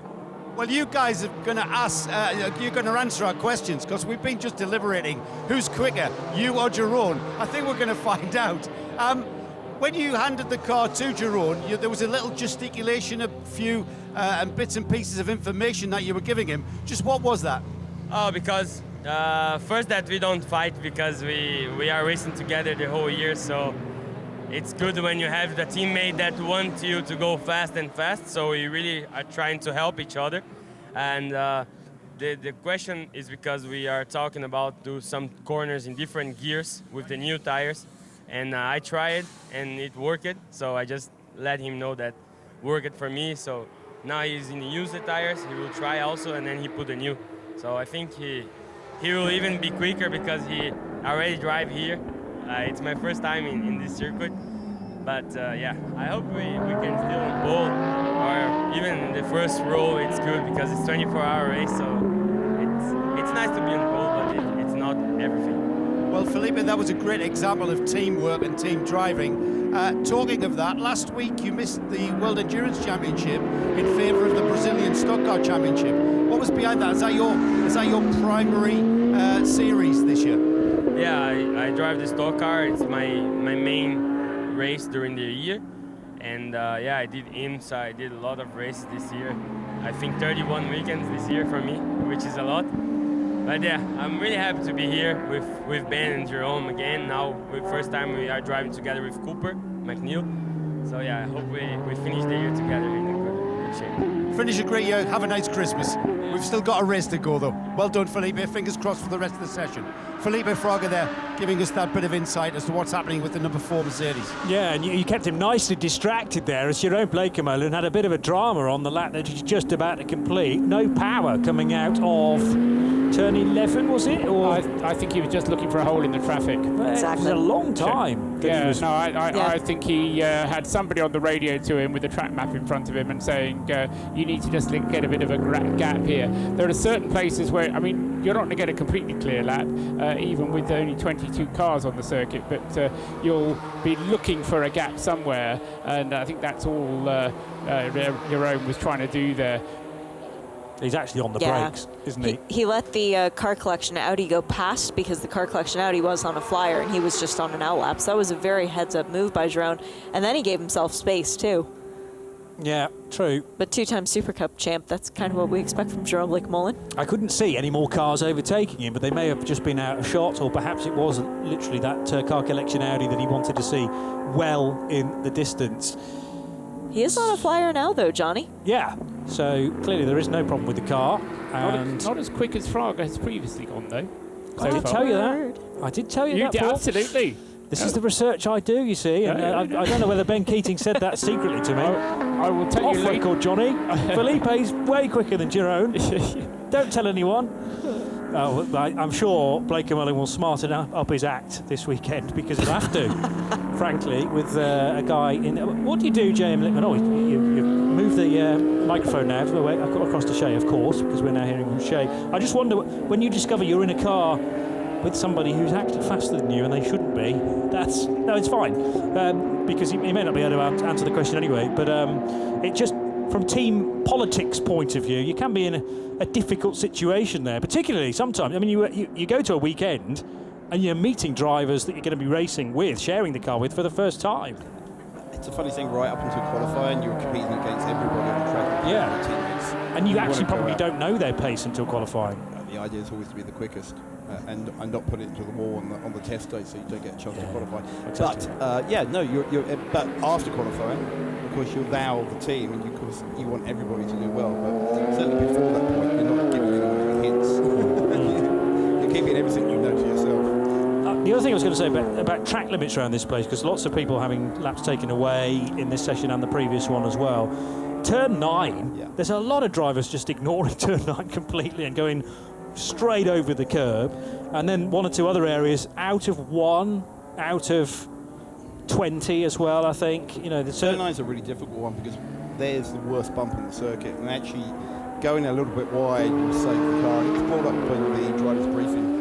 A few people raised the point saying, look, it's a really bad bump there. It's going to do damage to the car. Can we just be a little more lenient with turn 9? But apparently not. So is that on the apex of 9 or on the exit? The okay. exit, yeah. So there's a big bump on the exit that everyone wants to try and avoid. Yeah. No wriggle room there at all for No, the car. no. That's a shame. Okay. Well, sometimes there are mitigating circumstances, not in that point. I'm going to let you carry on watching, but probably... Of course, track limits go out the window. At night they do, yeah. Well, much like Paul Ricard, you can straight line every corner. It depends. I suspect we'll probably be doing lots of that. It depends how much artificial lighting is here, but I would imagine for a meeting of this scale, not a great deal of it will have been used. Pretty much pitch black. We'll find out. It's got a history, of course, of the WEC race in previous years going into the night. The main straight is well illuminated. I think the pit lane is as well. That could be still daytime. But They do put floodlights out around the track, Johnny. It's just a matter of how many have been elected to be put out, and that's something we'll discover in night practice a little bit later on. But it really gives a new definition to things going bump in the night. True enough. Let's hope not too much. Yeah, so they're going to be giving the corner workers some torches, perhaps, to pick out the white line and see if anybody's straying over them. 7:10, currently the leader in the Championship of the Continents. This is the Lippert Motorsport entered Lamborghini Huracan Super Trofeo spec car, so that's the reason it doesn't run in A6 as either a Pro or an AM GT3 car. It is at SPX because it has less aero than a GT3 car. It's probably faster down the straights as a result, and it's also got that almost sort of mini dorsal fin over the engine cover as well, which the GT3 car does not have. Paul's got quite a bit of experience in working closely to a Lamborghini Huracan in recent times, but not a Super Trofeo car. No, quite. Max Edelhoff, I think we have to look out for him. He just moved the Audi up to 4th place, car number 34. This is a car collection car, which is one of the chief contenders for Lippert Motorsport in terms of the team's championship. Lippert come into this round with 57 points, car collection have 54 points. So I don't think that they'll be necessarily challenging for the win because the 34 car collection car runs in the A6 AM class. But Max Edelhoff is a very quick driver. They're all down there as AM drivers, and I'm assuming that they will run, as they often do, in the A6 AM Advantage class, which will give them longer to go on each tank of fuel. It'll be interesting to see how that pans out. Been talking a lot about the 991 class, quite rightly so in this session so far. The fastest car in that division is the 906 Kelly Moss Road and Race entered Porsche. They got 2 cars here this weekend. Andrew Davis, over a second quicker, Joe Bradley, than last year's 991 pole time. I did not know that, but I'm going to tell Andrew that right now. Over a second quicker than last year's 991 class pole. Being a racing driver, you'll not be happy though, are you? No, you're never totally satisfied, to be honest. You know, I know there's a 210 in the car, actually, and I just barely missed that. But, you know, we've been, with the rain yesterday, we weren't able to get through all our setup. You know, just really proud of the Kelly Moss Road and Race crew. These guys do a great job. You know, Cup car specialists, I drive Cup cars a lot. You know, it's one of the chassis that I'm most comfortable in. And, you know, the team between Alan Metney and all the Dakotas that are with us, we've got a great team here. So I'm really happy and glad they were able to get a good time in there. But, yeah, you're always wanting more as a racing driver for sure. In all my years of being around motorsport, I'm not really sure what we're about to see I've ever seen before with regards to your team. You've entered 2 cars with the same 5 drivers in both cars. So you're just going to, I mean, who's orchestrating this? It's going to be like a choreographed ballet. I don't know. It was all news to me yesterday, actually. So I guess I need to do some more exercises so I'm ready to go. But no, our primary car is the car that I just qualified, the 906. So that's the one that we'll be racing. You know, when we have such a big stable of drivers, we want to make sure everybody gets some time. So you know, the series has allowed us to enter the other car as well. And And both cars are ready to go and prepped and fast, so we could pick either one. So we're just doing a little research and development right now. I see. So we may not see 2 cars lined up at the start, or are we likely to see that maybe one withdrawn? It's possible, yes. We like to run both, and we want to get as many cars out there and as many Porsche Cup cars out there. So we're still in discussions right now to figure out that. Andrew, if Kelly Moss had brought 6 cars to a Creventic race, they would have allowed you to enter 6 with 5 drivers, I can assure you. Thanks for talking to us. Fingers crossed that we stay where we are and the Kelly Moss car stays where it is. I'm going to say nothing else, because no matter what I say, I'm going to hex it, aren't I? So I'm going to shut up. Thanks, Joe. Andrew Davis, the driver of the 906 car, now handing that machine over to Alan Metney. And top of the shop in 991 to the tune of probably 2.5 seconds once you've added all of those together. There's an easy way of doing that, isn't it? It's not quite 2.5, Yeah. 2.3 seconds. It's got to be weird for Andrew Davis, who has raced here ever since the track first opened, but going back to 2015 was the year that he won a championship running in the support series to IMSA, driving a Chevy Camaro. The pole time that he set was 2 minutes and 24 seconds. We're 5 years later, and he's gone 14 seconds faster around this place. So you just talk about the evolution of cars, and all right, they're not in the same exact category. What he raced then would now be considered GT4. But still, when you're fighting that much lap time around a circuit that you thought you know pretty well, it's an impressive day. The other Kelly Moss car, I just wonder whether they were going to bring it in and we were going to see a similar situation to what we saw earlier on with Yannick Mettler driving both cars, because Chapman Ducote at the wheel of the 910 Kelly Moss car is currently down in 20th place overall, 5th out of the 991 class cars. Could do with a bit more pace. He's done a 2 minutes 20. So that car, say if you put Andrew Davis in it, it might actually be able to go a bit quicker. But Andrew didn't look as though he was about to get into a car again, and we've got less than 10 minutes to go in the session. Well, he gave us the answer in the interview, thankfully, and thank you, Paul, saying that their primary car is the 906, so that's the one that they're focused on. Chapman's a guy who's got a lot of experience in prototype challenge cars. He's the one black sheep in the family who doesn't do a lot of Porsche racing, though. That's more to Father Wayne and Brother David. Yeah, and certainly from a conversation I was having with JM a few days ago about driving these 991 cars, they're not easy cars to drive without the experience. So, as I say, I recognise what he was saying about the primary car, but I thought, well, if you just lifted up the grid a little bit by putting him into it, it wouldn't do any harm. Never mind. Jerome Blakemolen thus far hasn't gone anywhere near as quick as Felipe Fraga. His best lap so far, Jerome's best lap, has been a 2 minutes 7.389. That was despite getting himself a gap in the traffic. He's been into the pits since and is now, I was going to say on an outlap, but he's done his outlap and he's about to come through again. And he's about to come through, just coming through the final turn now, waiting for the CP racing car to go through, and then next up will be the WeatherTech Mercedes, goes through now, and the time from Jerome is a 2 minutes 6.0, so it's still not as quick as Felipe Fraga. So yes, it's an advantage Brazil over Holland at the moment in that particular battle. Nick Foster has been the only driver at the wheel of the number 70 Top Sport Mercedes, and that is second fastest with a time of 2 minutes 6.178. But number 70 is the AM class car. It's the number 90 class car, which is the one which I suspect is going to be the one to watch for during the race. Lucas Stoltz has been the only driver there, and he hasn't been quite as quick as Nick Foster. Lucas' best time is 2 minutes 6.616. But that's taken Nick a long time to drag a lap time out of that car, because it was down toward the bottom of the field for the majority of this session, Paul. Yeah, and I think most of those were track limit violations. The number 70 car having had a number of track limit violations. So had a longish pit stop, had about 10 minutes in the pits earlier on from what is a relatively short 45-minute session. 7 minutes to go before the checkered flag.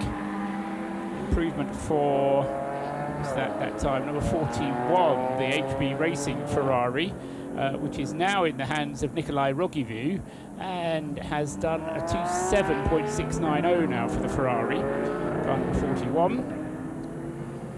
Robert Rennauer on an outlap. I'll be curious to see what he can do in the Herbert Porsche, because well, 8th doesn't really seem logical for that car, does it, Johnny? No, because they've taken pole positions here in the past as well, but Robert Renauer just about the fastest of that quartet, so maybe he's going to turn up the wick a little bit and get involved in the real fast times now. I think he may have had a investigative pit stop. He went out for a 4-lap stint and did a 2:07 to put it on that spot on the grid where the car currently is 8th on the grid.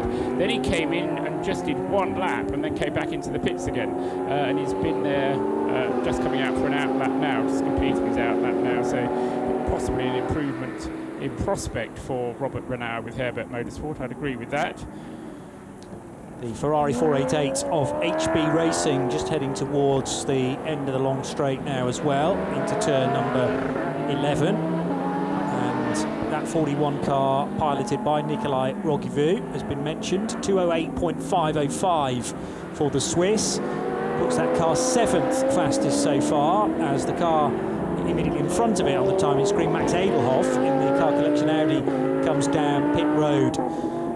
Again, a slow car out on track. This once more could be just buying a bit of track space though for Jan Halen in the 73. There's still some forward locomotion for the Volt Lighting sponsored Porsche.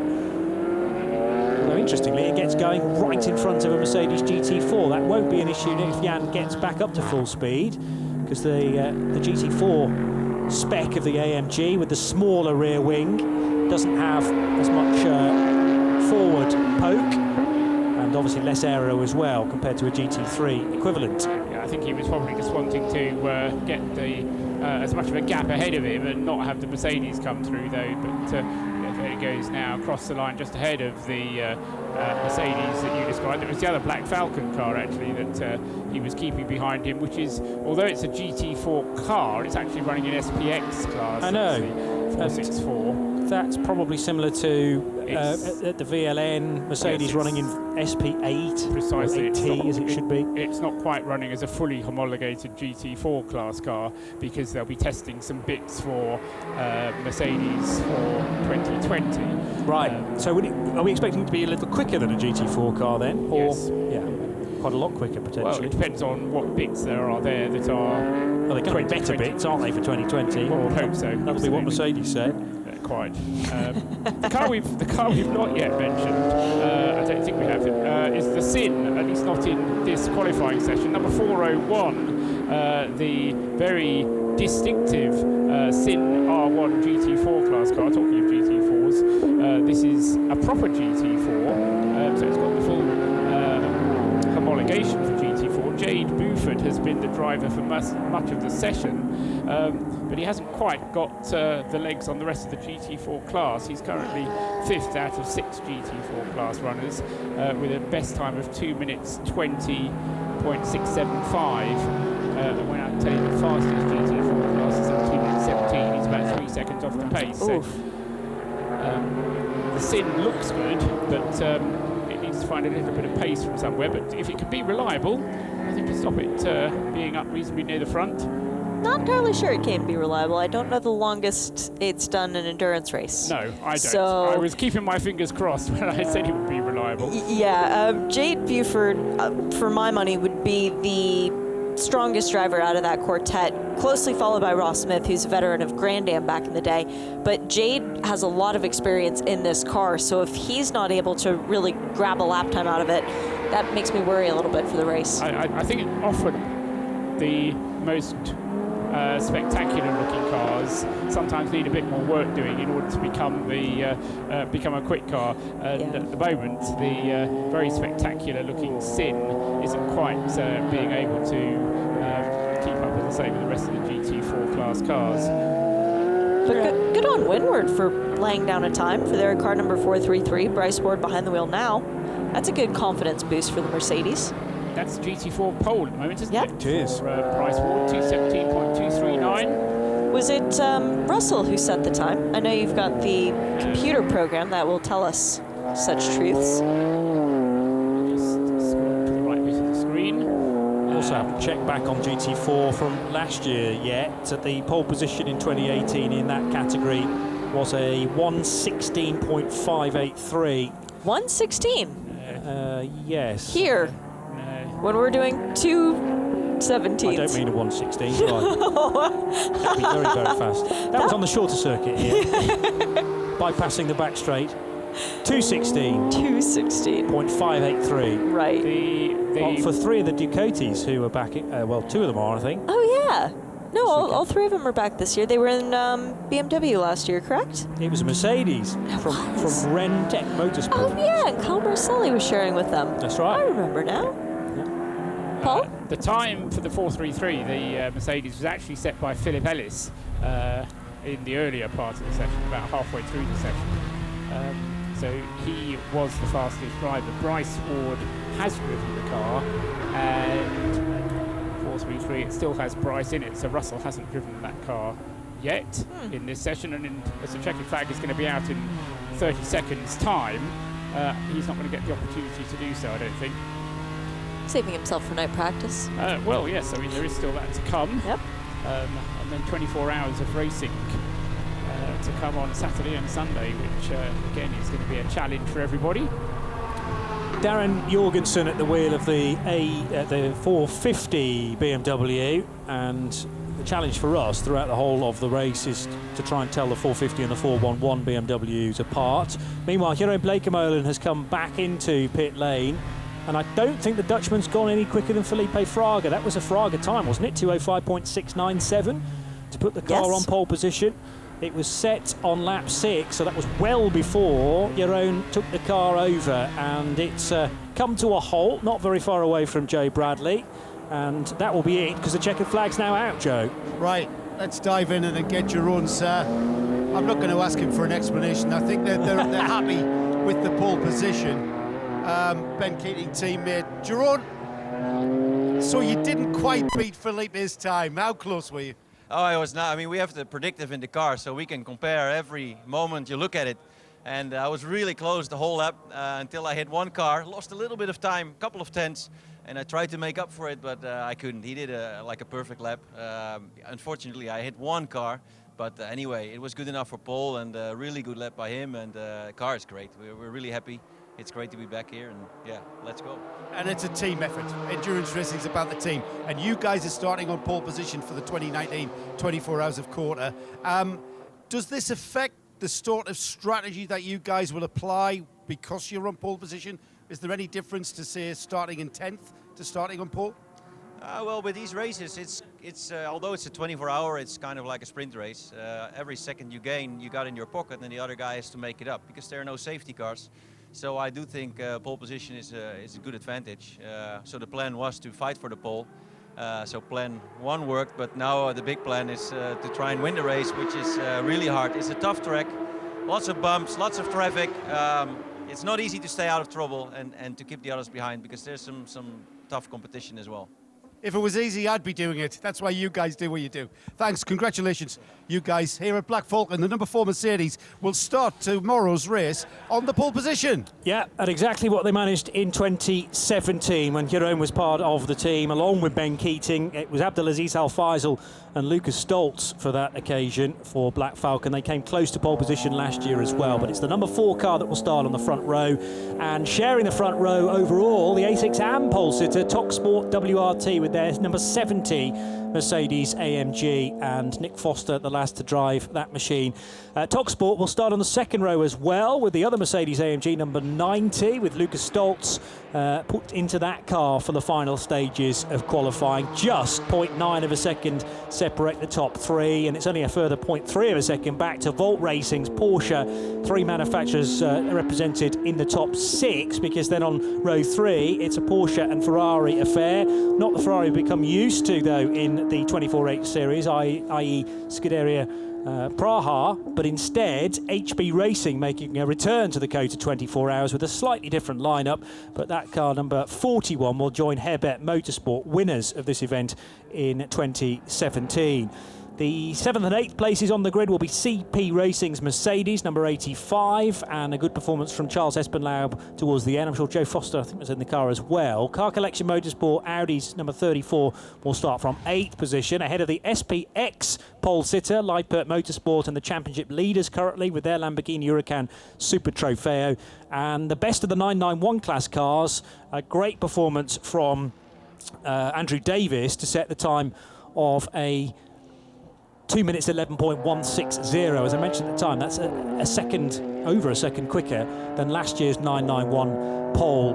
Coroiser Racing is the next of the SPX cars on the grid, 11th position for the 717 numbered Mark II V8, and then 2 more 991 class cars from MRS GT Racing and Porsche Lorient Racing, Creventic regulars.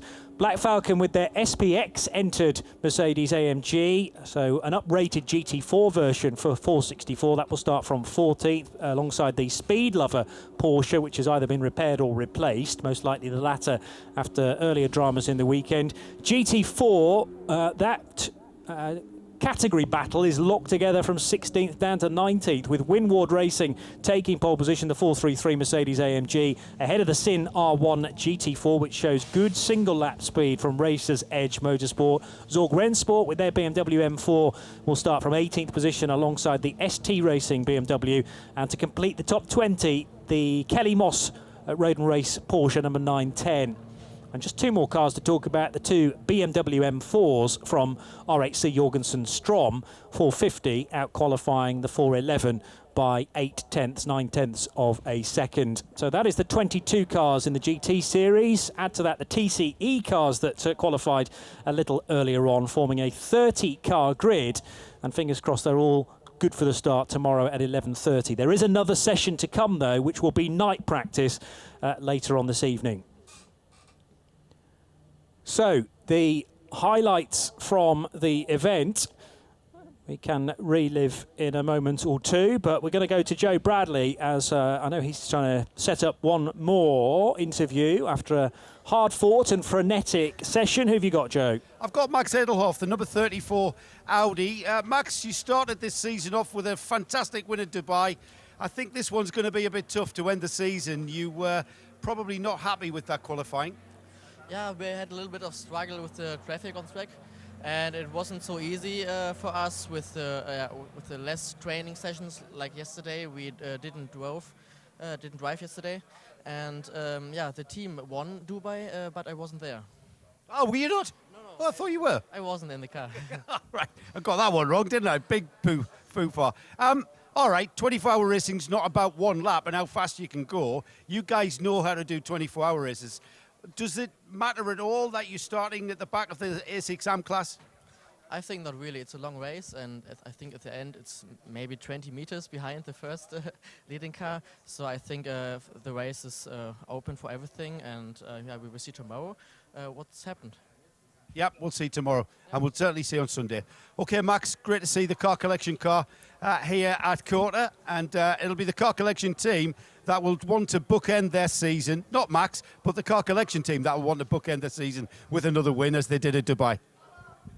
Thank you, Joe. Max Edelhoff then with potentially a bit of work to do for car collection, but I think the Audi might be a bit of an outside bet for the overall victory. So a little while ago at...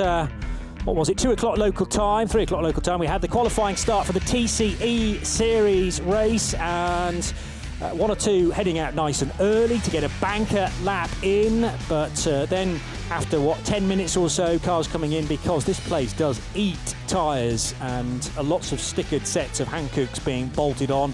Mightily impressive runs from Anti-Bury and from the other TCR cars within the division as well, but Antti certainly not hanging back with the 131 car. Vincent Rademacher, mightily impressive in the 188 as well. And we had also some good laps being ticked off by Yannick Mettler. But in the end, it was all about Monlau competition, and Stewie Hall, the 107 car, prepared and looked after, tweaked by university students and people based at the University of Barcelona, Monlau. But Stewie Hall, who admitted at the end of the session to Nick Damon that he'd barely done any running prior to qualifying. This was his practice, and he wasted no time at all in laying down a very good time indeed to give the Monlair crew a pole position. Then it was the turn of the GT Series cars, including the Mercedes from TalkSport WRT in a very striking paint scheme this weekend. The number 90 car driven by Lucas Stoltz and achieving a third place finish on the grid. And really great to see one or two cars leaving the slower speed corners with big, thick Hankook tram lines as they lay down the rubber and theoretically make the track a little bit grippier. But as we know, the tyres could well drop off the edge of a cliff during the race. The number 4 car, Jeroen Bleekemolen, though, mightily impressive. It was Felipe Fraga, however, who did the time earlier on in the session. And despite the Dutchman's best efforts, he couldn't go quicker than a 2:05.697 set by the Brazilian stock car Star. So it'll be Felipe Fraga, or whoever they choose to put in that car, and the number 4 car to start from the front, alongside the A6 AM pole sitter of Nick Foster. And the scene then, as we are now at nearly 4 p.m. local time. Night practice is next then in just under 2 hours' time. It's going to be live right here on RS1, part of the Radio Show Limited network of channels. And that will be another hour and a half session, so 90 minutes to look forward to in the sort of gloaming period here at COTA, and just heading into darkness, which will be useful running ahead of the 3rd edition of the 24 Hours of COTA USA. Thanks for your company over the last couple of qualifying sessions. Thanks to Joe Bradley and to Nick Damon in the pits, and also to Paul Truswell and Shay Adam in the commentary box. Be sure to join myself, Johnny Palmer, and the rest of us a little bit later for night practice. Welcome to the Endurance Racing Series for GT and Touring cars, with the champion of the continent, European Championship, TCR Spa 500 and TCR Middle East. That's 12 races across 3 continents. The best endurance racing experience for everyone. Welcome to the world of endurance.